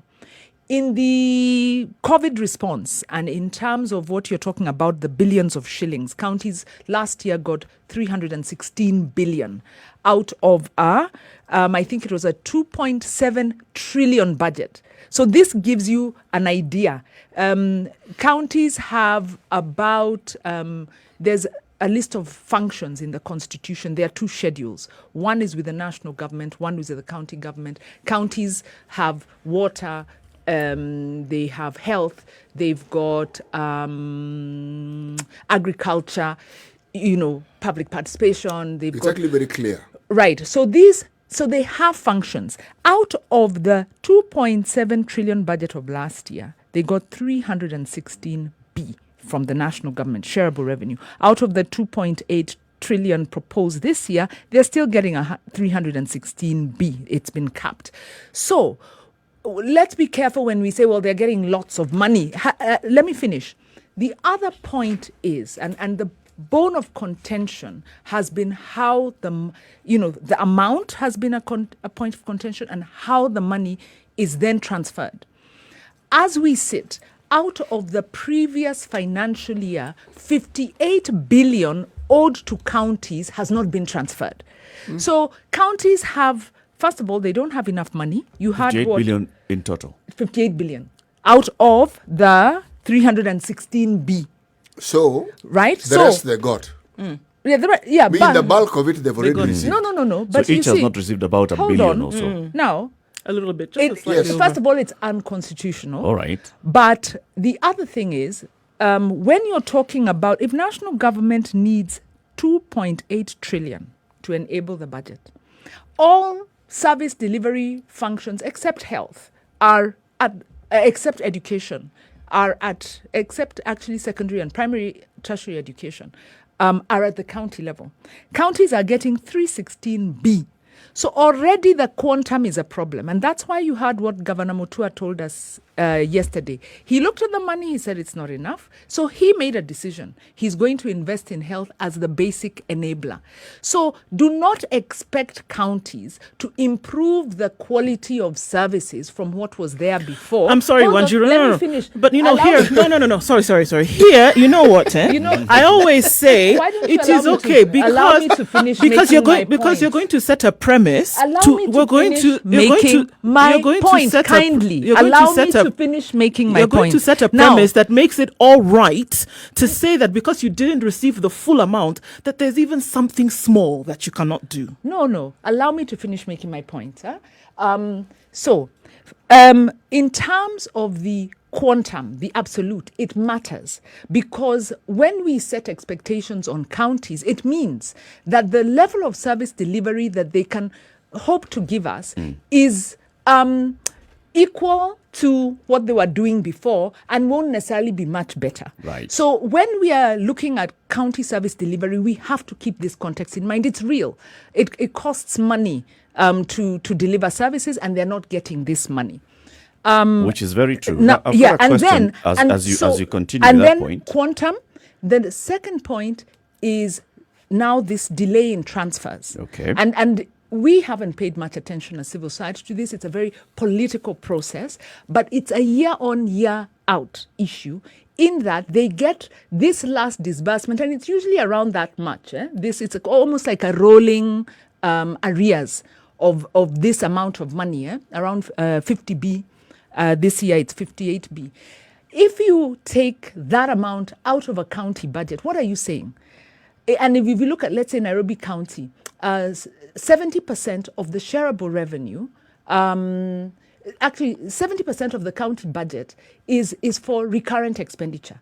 It means that whatever you withhold is what counties would do development with. Because in real terms, So they pay salaries. I'm gonna So- ask you a question that will Yeah. bring in the context of withholding. But before that, I'll ask you the amount of money that was allocated to counties in the budget last year. How much was it? 316 billion. After the contestation, Okay. it was the amount that. What they got. percentage of the national budget was that? Now I can't remember, just but do the math. it might Okay. have been. It might have been what. Is there anywhere in law that talks about the budget? The percentages of sharing revenue. Very good. The Is it in the Constitution gives a Constitution? minimum of 15%. So by design, we have already said that all these services that you're talking about, by design of our Constitution, we are saying that they're going to be funded by 15% of the budget. That is wrong, and I'll tell you why. That premise is very, very incorrect, because first of all, the Constitution says a minimum. And when you talk to the crafters of the Constitution, what they said is they looked at local authorities at the time. And actually at the time, local authorities were getting about 23% of revenue. But they looked at what was out there and what was politically acceptable, and they gave a minimum. Okay. The process that's supposed to then have taken place, and it was put in law but never happened, was there was supposed to be a costing.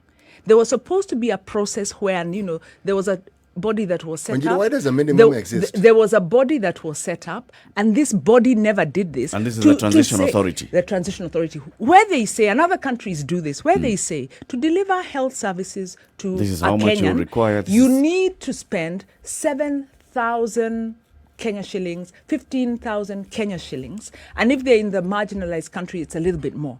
So that we can get to a little bit more evidence-based, as opposed to saying we've got 2 trillion shillings and we're going to give counties 300B, jipangeni, because like Abraham said, it is unconscionable that we accept that government can underfund service delivery, which is what they're doing. So I agree with you. Okay. Counties So have but reneged. The point I was but making was, also, the point I was making was that from the Constitution, we've already put a minimum.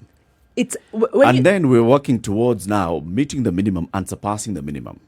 Already. No. Well, this is what we already But have. why I'm do talking you about even what we set have. a minimum and So we say have a it is you minimum can't of read a 15. minimum alone. And we are working now currently with over 20% of that budget actually going. It's over 24. No, it's not. It's on 17. And the reason it's on 17, right? It's on 17 because when you come to the absolutes. first of all, When you come to the absolutes, No, it'll come no. to about 17. So let's No. work with the 17. No. Let's work with the 17. It's not This just is a 15%. This is a 17 that the 15% of counties what? It's 15% of of the the last audited audited budget right. and all. So in Kenya, we are not on last audited. Yes. So everything else now is Okay, on those the are the whole factors. processes and all these other factors. The point Of is, necessity. Yes, and Yes. they are very They are necessary. Yeah. The point is here that when county governments are, clamoring for money and all, they're clamoring for money on this particular percentage of 25% or so.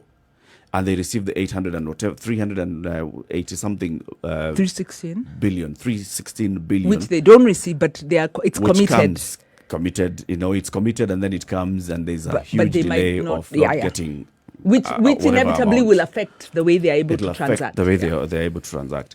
Let's also give the context of the government and the national government, which is the one that is collecting all the revenue and then putting in this one kitty, and its own revenue collection capabilities. Right.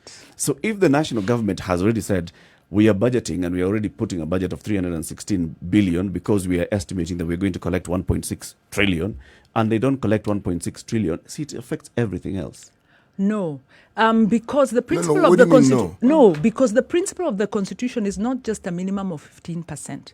It's a minimum of 15% to be defined. It affects the disbursement of the money. I'm giving you the whole Cash in picture in hand. revenue share. Revenue share is not just based on the minimum 15% of audited accounts. It's also influenced by Article. I'm forgetting the number of the article. I think the it's Constitution. 203.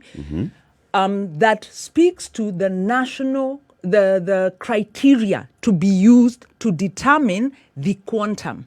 So minimum of 15%, and then there is a list of criteria that will be used to determine the quantum. And this Article 203 is actually there's been a case in court since 2016. Because this is the one where you're supposed to have a process of costing the functions. First of all, the Constitution says first thing is debt. These commitments of government, those go immediately. Then you have to look at what are the functions of of national government. Those must be costed. You have to look at issues of basic service delivery. Those must be costed. You have to look at issues of inclusion, equity. So I put it to you, the Constitution gives us a framework for determining how to share revenue generated nationally. But this has not happened. So counties are receiving a quantum.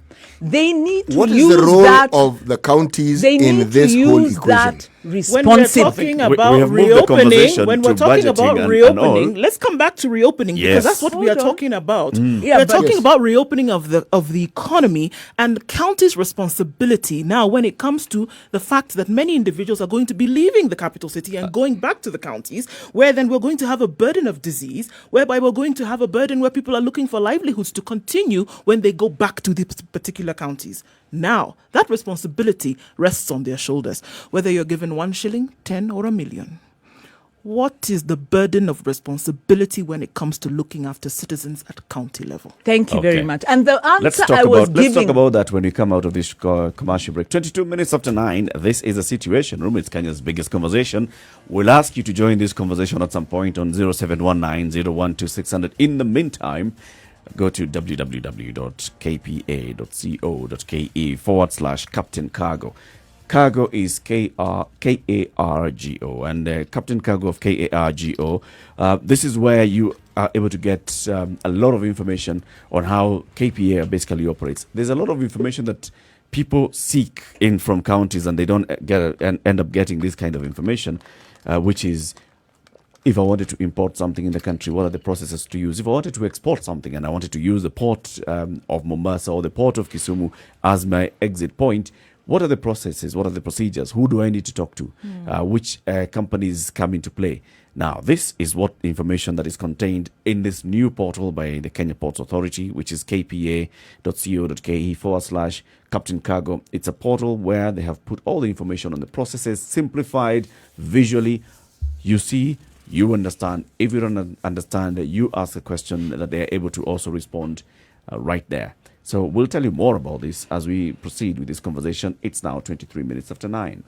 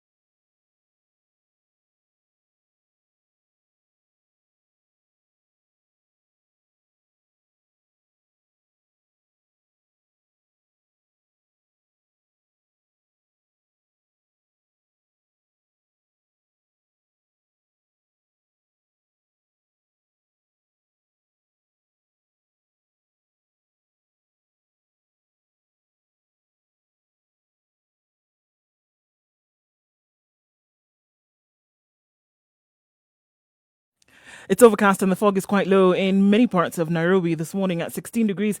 Those cloudy conditions will carry on through most of the day with highs of 22.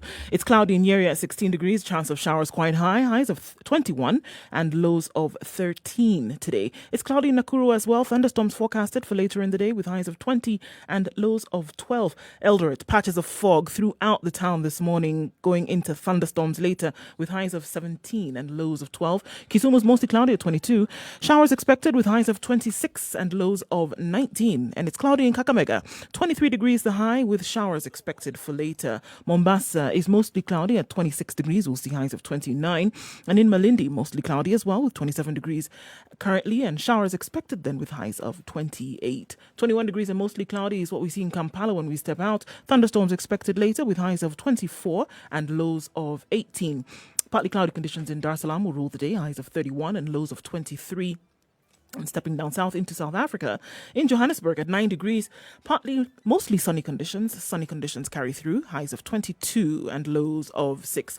Take a look into Lagos, where the thunderstorms have already begun at 25 degrees. We'll see highs of 28 and lows of 23, with those thunderstorms taking us well into Wednesday. In Paris at 13 degrees, it's sunny all through today, highs of 24, some clouds dipping later in the evening. It's sunny and at 14 degrees in London, 21 degrees the high and lows of 14. And as we look at New York, inching closely to Tuesday morning, it's cloudy, rain expected later with highs of 28 and lows of 23.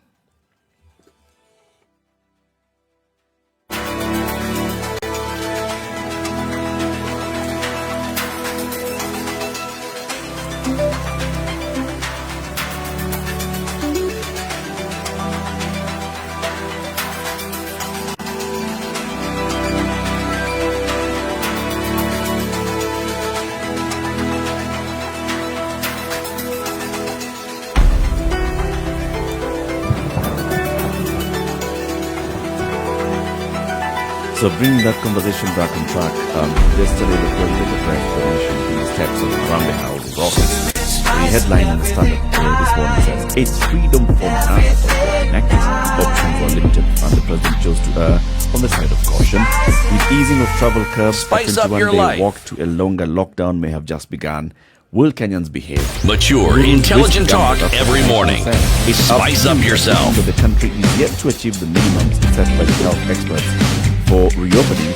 The president lifts lockdown but warns Mornings done right. 94.4 Spice FM. And said, so people are going to move into the counties, out of the main areas, especially of Nairobi and Mombasa. And then, of course, we also know about Mandera County. But it's mainly Nairobi and Mombasa that people are going to move and go into their shags. And now the counties will now bear the responsibility of the rising numbers and will have to come up with measures to respond to those rising numbers. What are the basics? This is bed capacity. In hospitals. In hospitals and isolation centers. This is those that require critical care. Do you have HDUs and ICU capacity in the counties? Are you able to provide that? Those are the ones that we are talking about. Also, testing capacity.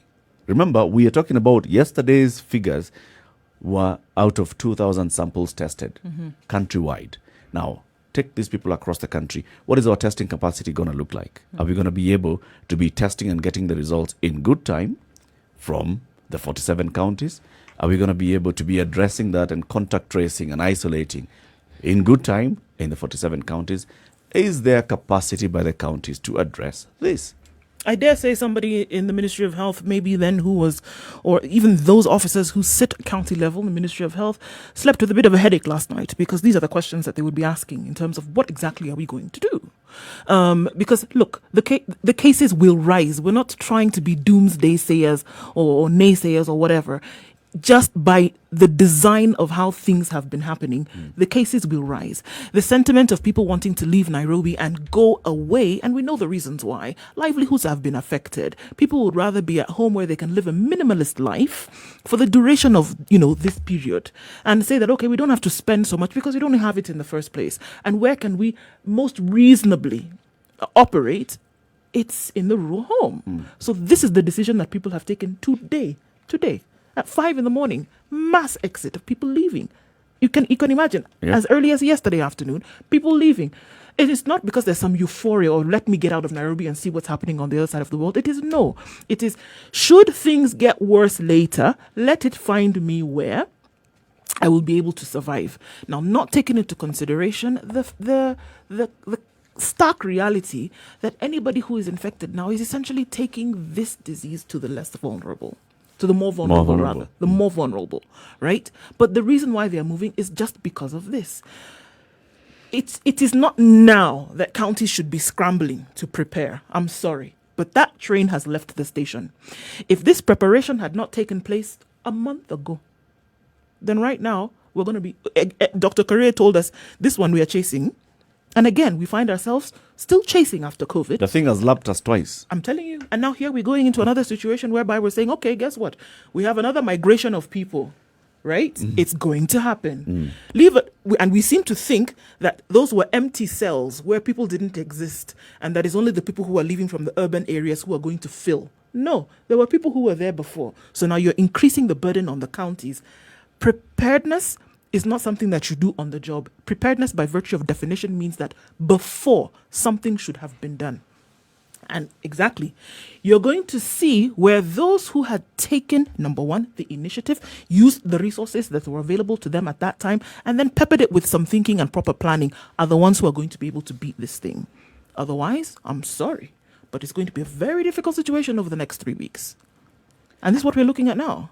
I fully agree with you. Let's be very careful, though, not to buy into the narrative that this government tries to propagate that about counties. Devolution in Kenya is about 2 levels of government, and this is the point I was making, Article 6.2. And these governments are to conduct their mutual relations on a basis of cooperation, coordination, and consultation.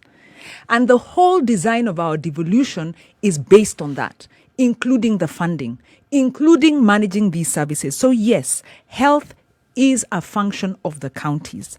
And it's the responsibility of the political leadership to respond.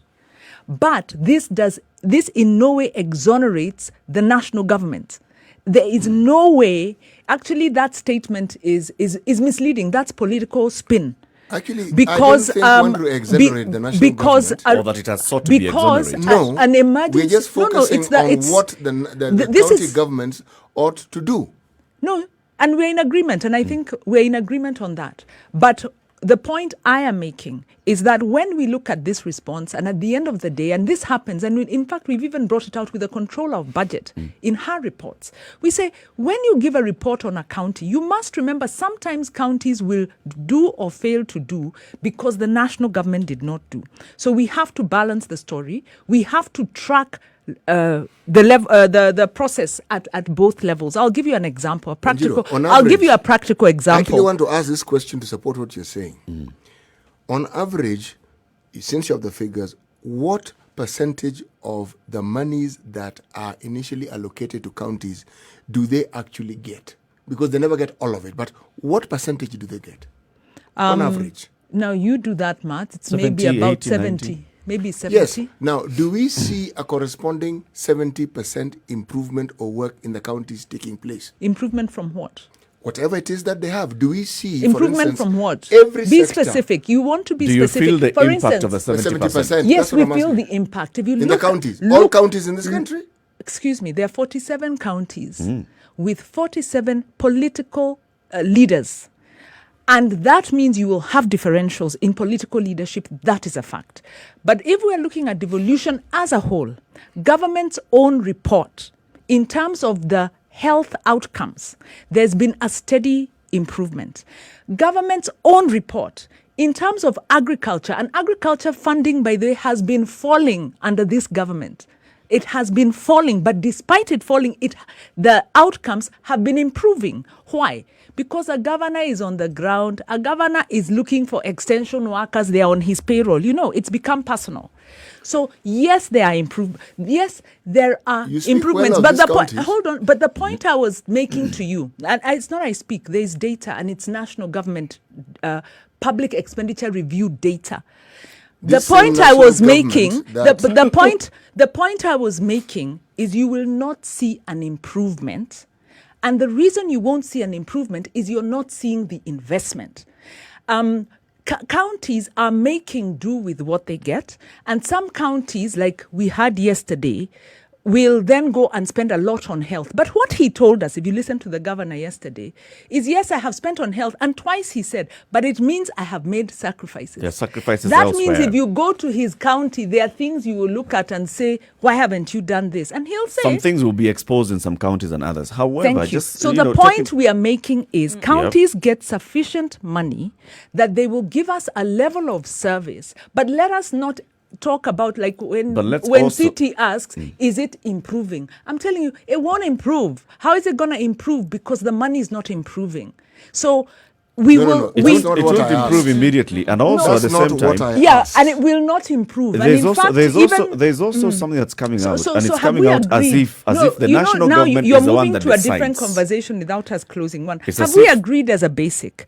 If counties get the same or decreasing I am on that point. decreasing amount of money, the quality of service I am on that cannot point. improve. The best they can I- do is I- hold County it governments constant. do not No. receive handouts from the national government. And I Who started said by it's a saying it is handout? not a handout. It It's is a not a decision that is constitutional- it's a made. constitutional And it's not a right. decision that's made by the national government sitting unilaterally deciding how much I'm going to give you. There is a mechanism for agreeing how much money is going to counties. What mechanism There is is a this? body called the IBEC, the Right. Intergovernmental Budget and Economic Council, Right. that sits at the beginning of every year and discusses and agrees. And like you agrees. said, principles of the Constitution Are applied. are applied And does in that terms of process always collaboration. work? Now, IBEC sits with the Council of Governors And the CRA? brings in the CRA and brings No, in CRA recommends and then and goes to the, IBEC. the national government also sits in, but the majority of the membership is from the counties. Of who? Of IBEC. Well, okay. It has it's an represent- intergovernmental It body. has It's not yes, no majority. There's participation. No. There's participation. Let's be accurate, There's please. It not matters. majority. Fine, I have agreed. No. There is participation. There This is is what I wanted to say. Can I say what I wanted? dialogue. Just, Yes. Eric, please. What I wanted to say is there is participation of county governments in this conversation of how much money and how much we are doing. I have a problem with that statement because participation is when I go as the public and participate. Counties do not participate. They have a government-to-government dialogue. So when you're But having... is that not participation? No. No, these are When you're semantics. having... It's Okay, not which word semantics. which word do you want us to use? It's not semantics. Okay, let's use the word if you want you're us to use. What arbitrating word a do you want conflict us to between use? people, you don't say one is participating, the other... No. Well, It's you not know, an they have- arbitration. it's This a body is dialogue. not an You arbitration know, It's a body. dialogue. I'm getting the It is a impression, Wanjiru, participatory. It is not. It is a that participatory it is this not. discussion is conversation. only complete if the national government is demonized as much as we possibly No. can. Counties The point sit is, with the what national I'm government and they agree on these things. And It's we're a talking about intergovernmental disbursement of funds. budget and what? It's an intergovernmental budget dialogue platform. Yes. Intergovernmental, IBEC. Intergovernmental Budget Economic Council. Yes. They discuss these things. Yes, So the decision good. that is made They already discuss. has come from a point where they have all agreed. All of them have agreed Very good. that this In theory. 316 In theory. in theory, Thank you. whatever you want to go, this 316 is what is going to go to the counties this year. Now Excellent. you guys are going to Excellent. I'm with you run there. the budget. Kabisa. So Kabisa. already it's not a decision that's made from one top. Now we are coming to, and you've said, if you go, No, don't add that last bit. You know, we are here to be accurate. Last year, what happened? It's not a decision that's coming from one angle. I agree. But what happened last year? what happened last year, there was a back and forth. And one day we'll have this conversation. What exactly was it that was happening last year on the 6th year of devolution? We have not had this kind of back and forth in the previous 5 years. We have Context. We've had it. It's gone into mediation each time. Yes. Last year And that is something no more. happened. And if you look at the court ruling, by the way, what came out is that national government is violating, has usurped power. Yes. So True, we true, don't. true. We're not here to. But And we had the conversation and with another- Kamodo Waiganjo. Another time we'll have it in terms of context. What So exactly what we are were saying the in principle- circumstances that was making the national government behave the way it was behaving No, last year? no. Even in terms of debt and the rising debt and the debt obligations for that budget. So anyway, that's not the let's conversation. have a constructive conversation That because is we are not the- looking at the that is not COVID the response. it is a COVID and response. the basic, Wanjiru, In the terms- we are basic having a point, constructive conversation. the In basic terms of point COVID is response, what are we trying to in establish? terms of COVID response, are our counties prepared? Do our counties have the capacity to deal with what we are seeing is going to be a rise in numbers in the counties? And my point to you is, I think some counties will be prepared, and they'll be prepared because if you look at the county budget health allocations, about 1/3 of counties spend at least 25% or more of their budget on health alone. Spending So on health counties- doesn't mean they improve the health systems. It doesn't. It just means that money is spent. Is there evidence to support the fact that it's the same thing that I asked you with the 70%? If you spend 25%, it's in the budget, it's been spent. Is there a corresponding development that To that was spend. Yes. Yeah, so the To point the I was spend. making is because there are counties that have been investing in health. One, if a county is investing in health, you make some very clear assumptions. Number one, they'll have some good infrastructure. Number two, they have the policy framework and they're oriented. Those kind of counties therefore have the kind of leadership that is going, you will see those counties doing better. Like you will see in Machakos, they might not have the disease burden, unfortunately. You might have a heavy disease burden in a county, like Nairobi. Nairobi is atypical because obviously there's now, the health function has actually been taken over. But if you have a county that has not been spending on health, has not prioritized health, and they have a heavy disease burden, we will have a problem. So the point I'm making is very simple. Political leadership comes into play because ultimately counties spend based on the policies of the political leadership. And those counties that have not prioritized, hopefully, since the outbreak, they'll be exposed. have prepared themselves. And I agree completely. The time to prepare is not now. The time to have prepared, if they did not have an emergency response, had not been investing adequately, by now they should have those safeguards in place. In that context, we must recognize that counties will not bear this burden alone. There is no way we can say, oh, counties failed, counties succeeded. If counties succeed, the other part of the story is also national government. So what we need to see is the continued collaboration between the national and the county. And I was going to give you a practical example. For instance, we'll say water. Water has to be made available. If water is going to be made available, there is still a contentious issue between counties and, well, it's parliament, it's not really the national government, about the control of water companies. So if a county wants to enact legislation that impacts the water company, there are some legal impediments in terms of saying we're going to give free water. So these are the points where there has to be dialogue around, let us make this possible. Counties might say we need to run respirators, electricity.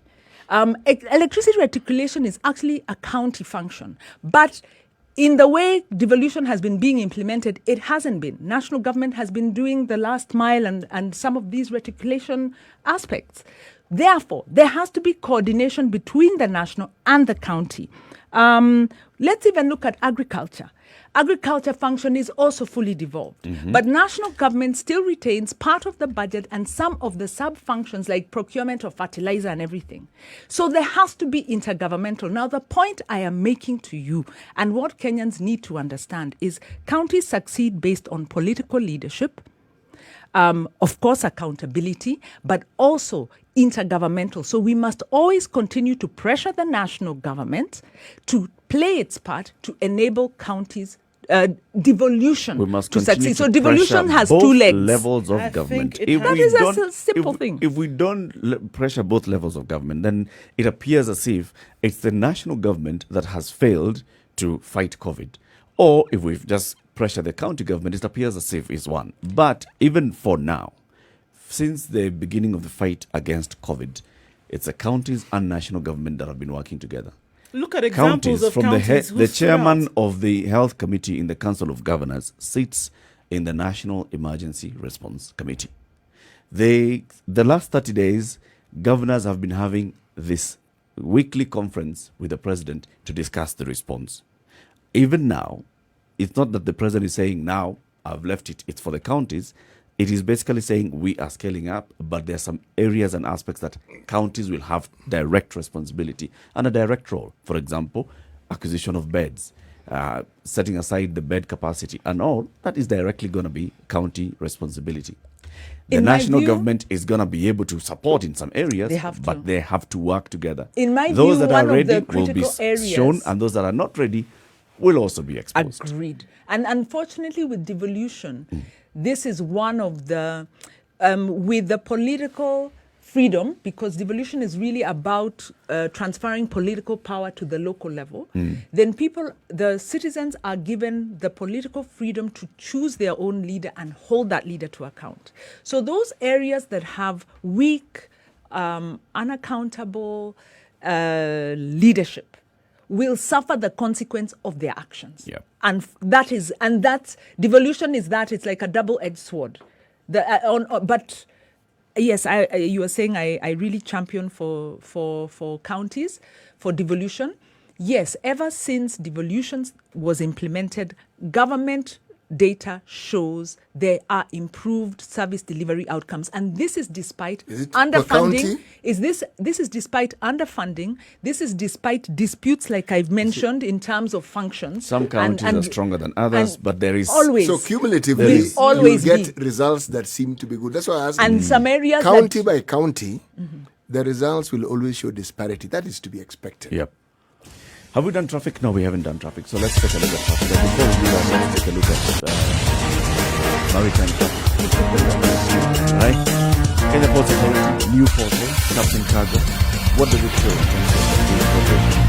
When we look at some of the things that were always issues, processing documents. You've got this document, that document, the other. You're not really sure where to start. So the portal makes it a little bit easier when it comes to that. And it's gone through very easy 12 steps that you can go through from, cargo inspection to issuing of certificate to where your cargo has been loaded, consignments destined for Kenya, how you can actually go and pick those up. So you actually know what is supposed to be happening at each stage from the time your cargo leaves, its point, wherever its point of origin, and then now its final destination, which would be Mombasa, in this case. So you have 12 steps that you should be able to follow through. So, if there's a kink in a chain, one step hasn't gone through, then you have to, circle back and do it. So they've made it very easy here so that, one, nobody can lie to you. You're not going to have to go and spend money where you don't need to. You don't need somebody to do something for you that you would, to employ resources and pay.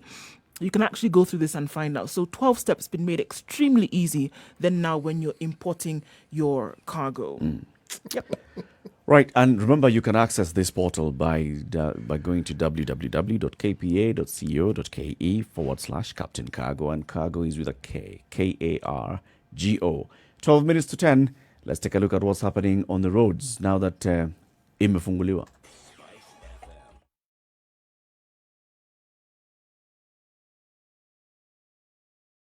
All right, still the situation that we saw earlier on Thika Road is still going to be like that for some time. Not so bad on Mombasa Road right now. Things have gotten a little bit better as we get towards 10 o'clock. Juja Road was looking a little bit crazy, but that is looking a little bit better now. The cops along Kangunda Road are very busy this morning, trying to keep traffic at bay. So we're looking at likely more and heightened traffic on these particular areas. We'll see what it looks like throughout the rest of the day. I'm going to ask you to keep safe in everything that you do. Spice FM KE, that's how you can get in touch with us in case of anything after 10 o'clock.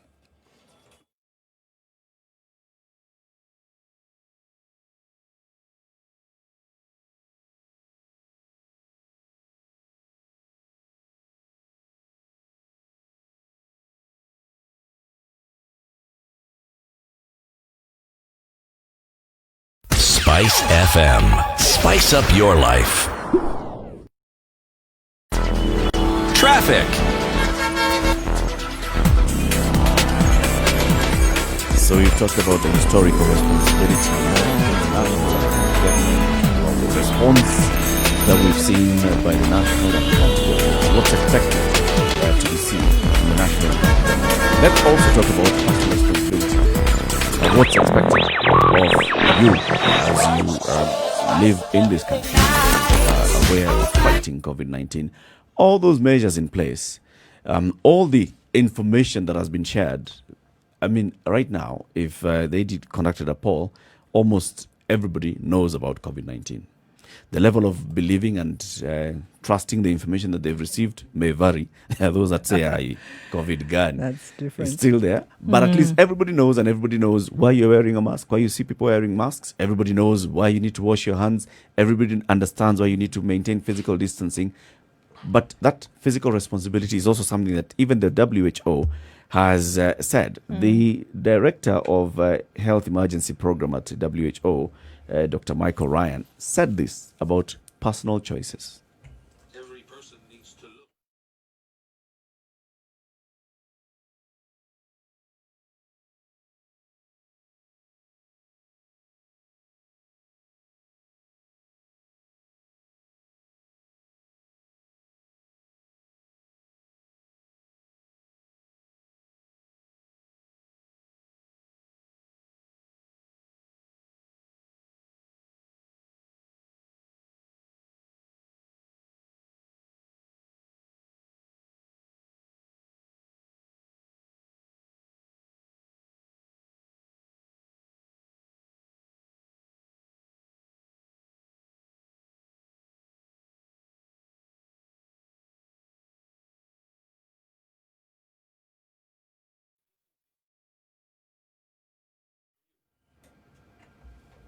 That's it. Love it. The bottom line is, but what he's saying is that you need the information so that you can make that decision. You know how, as he was talking, two things came to mind. Number one, we are a very socially interconnected society. And it feels wrong not to embrace, not to, not to Not interact. to hug, not to. So already, and I think that learning has happened in some parts and not everywhere. I don't think everyone has distanced, right? There are parts that I think so still. And yesterday, the governor said yes, they've done education in the county, and he didn't give us details, because for me I was like, what education is this? But I don't think it's just the county government. I think it's us who we engage with. We really need to encourage people to keep the distance, despite it feeling it feels wrong, it feels it's against our Odd, religion, yeah. it's against everything that we know, it's against our fiber. We need to do it. And then the second thing for me is, he says, think about you, but I also think culturally we don't think, we might be quite selfish people as Kenyans, this man-eat-man society, but a lot of times Kenyans do things for others. So even man-eat-man, when you're acquiring, you're always thinking, I'm going to send home. So for us, our motivation is very much others. Yeah. So maybe if we can just tell people, like I told my daughter yesterday when she was saying, oh, WHO says, I tell her, it doesn't matter what you believe. People are dying, and we are in the age group that is dying. So if you get it and bring it to us, we will die. And she was like, okay. I get that. So we need to talk to people, You need to bring it home. Bring it home. And maybe all of us need to go onto our list and just talk to those people that we talk to and make sure we're on the same page.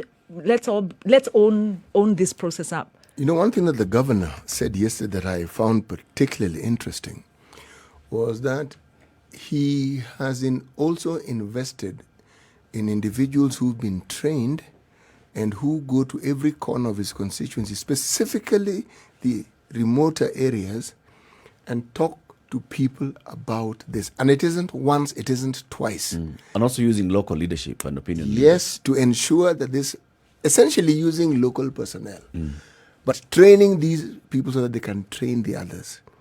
Now, this is where training becomes extremely important. Now, areas that suffered from the epidemic of HIV have an advantage over other areas right now in this matter, because you already have people who are trained in counseling. You already have people who are trained in communicating to people about diseases. You just need to now train them about this particular one, but they have that advantage. Now, one of the things that I found, which was unfortunate with many county governments in areas that had high prevalence of HIV, they didn't pay these workers. Community health volunteers, They didn't pay them. And the amount which was being asked, 2,000 shillings a month. That's it. Per person. That's Per it. person. That's it. And somehow they couldn't come around to paying it. It's a mindset. This is the point. I was actually getting to this. I was saying that in many counties, the idea of pilfering is greater than the idea of budgeting. Budgeting and planning is for money to arrive so that it can be pilfered. Not And for when they are development, asked to not for account, a lot of development. the noise that county leadership makes, they're being asked to account for it. And their pushback is that we didn't get enough money. Instead of accounting for what it you've is gotten. they were given, their pushback is we don't have enough money. Some things are done just to check the boxes. You come up with That's the it. CIDP, the That's Integrated it. Development That's it. Plan. That's it. It's supposed to be a 5-year, 10-year. It's there. It's always beautifully written. But And with that, now you shall budget. yes, and with that you hope to get money. Now, oddly enough, the ministry that deals with devolution, together with the assistance of UNDP, have come up with a plan in which they have a number of volunteers who've been trained to go into at least 15 counties that are considered to have high prevalence. Now, this sounds good, but for me, this is the sort of thing that I find is negative, and I'm going to say why. Do we need to wait for UNDP to fund such a thing when you actually have personnel who can actually do it? Because the moment you do this, you know what you've done? You are furthering that culture of dependency. Because if some counties get it, others will say, why is it that us, we're not getting these people who are trained? Why aren't you sending these people to us? It is good that UNDP has come in. It is good that they have given us money. But the unfortunate thing, what donations of this nature have shown us in this country is that they've created dependencies. And so our people sit and think and plan based on these things. Yeah. The country is replete with such examples. If you want to look at the entire blood crisis, what happened with that? It's the same thing. The culture of dependency that put us in there, that put, you know, That we that put particular ourselves sector into. Yep. Yes. in the first place. The reason we don't Across have a cancer board. center yet Same thing. must be because we've been trying to find out who is going to fund it. Yes. The one of the things we are finding we have in terms of a development approach, and it's driven by interests around procurement, is this idea that development is about infrastructure. So we talked this morning about national government and the president and his flagship projects, and when you spend on those flagship projects, it takes money away from services. The same thing is happening at county level, where you have a governor who doesn't have enough money because of the reasons we've also discussed, who has this little for development, but instead of putting it into investing in community health-based structures, would rather then go and build some structure so that he can be remembered by... Yep. He built People will this, remember and that. of course, By and there are some. posterity. Yep. So we have a problem, a lack of investment by the counties in their community health systems, in the local level dispensaries. They'd rather build a larger, bigger hospital where you're saying maybe you needed the small dispensaries to be better equipped. I spoke So to a these governor are as the we conclude. I weaknesses. spoke to a governor who was telling me, look, I spent so much money redoing the roads to Maram level, you know, just grading roads and upgrading some of those roads. Rains came, everything has gone to the Indian Ocean. People don't even talk to me anymore about those roads. They forgot. So they have that kind of, headache as well. Yeah. So I'd Yeah, rather some put up a structure that Oh, people I will always see. remember. You see, this guy, he Yeah. built a hospital here. He built a ward here. Or at best, the in best fact, toilet in East Africa. Yeah. What we are finding with the debt campaign, corruption is a problem, but also our mindset of what is development, Yep. and especially investing in people, community, like what you're saying, community systems. If the beauty is, on a positive note, the Senate picked that issue, and they actually have a bill. And in their proposals on COVID, they actually did a budget for community health workers. So hopefully we'll see COVID again becomes an opportunity, for opportunity for us to structures see that things. are needed. Yeah. Because if you put in community health structures, by the way, you reduce disease burden. Because they are a frontline on public health. True. You know, so End of the show. Thank you very much, Wanjiro. you know, it's so rude when you do that, but I have been trying to signal you. You don't Oh, get my really? I signal. wasn't looking, It's eh? very rude No, of you to she ignore my knew signals. you're just waving at Yeah. hands. no, I didn't see. How are you I didn't see. CT, 2 days Last time I proverb. looked, there was a lot of time there. Today's proverb. For the sake of peace in the studio, hard decisions must be made. I decided to kind of forgive Latiff for today. Pick it up you. tomorrow. Let's have peace. See you again tomorrow, 6 a.m. to 10 a.m. Good morning.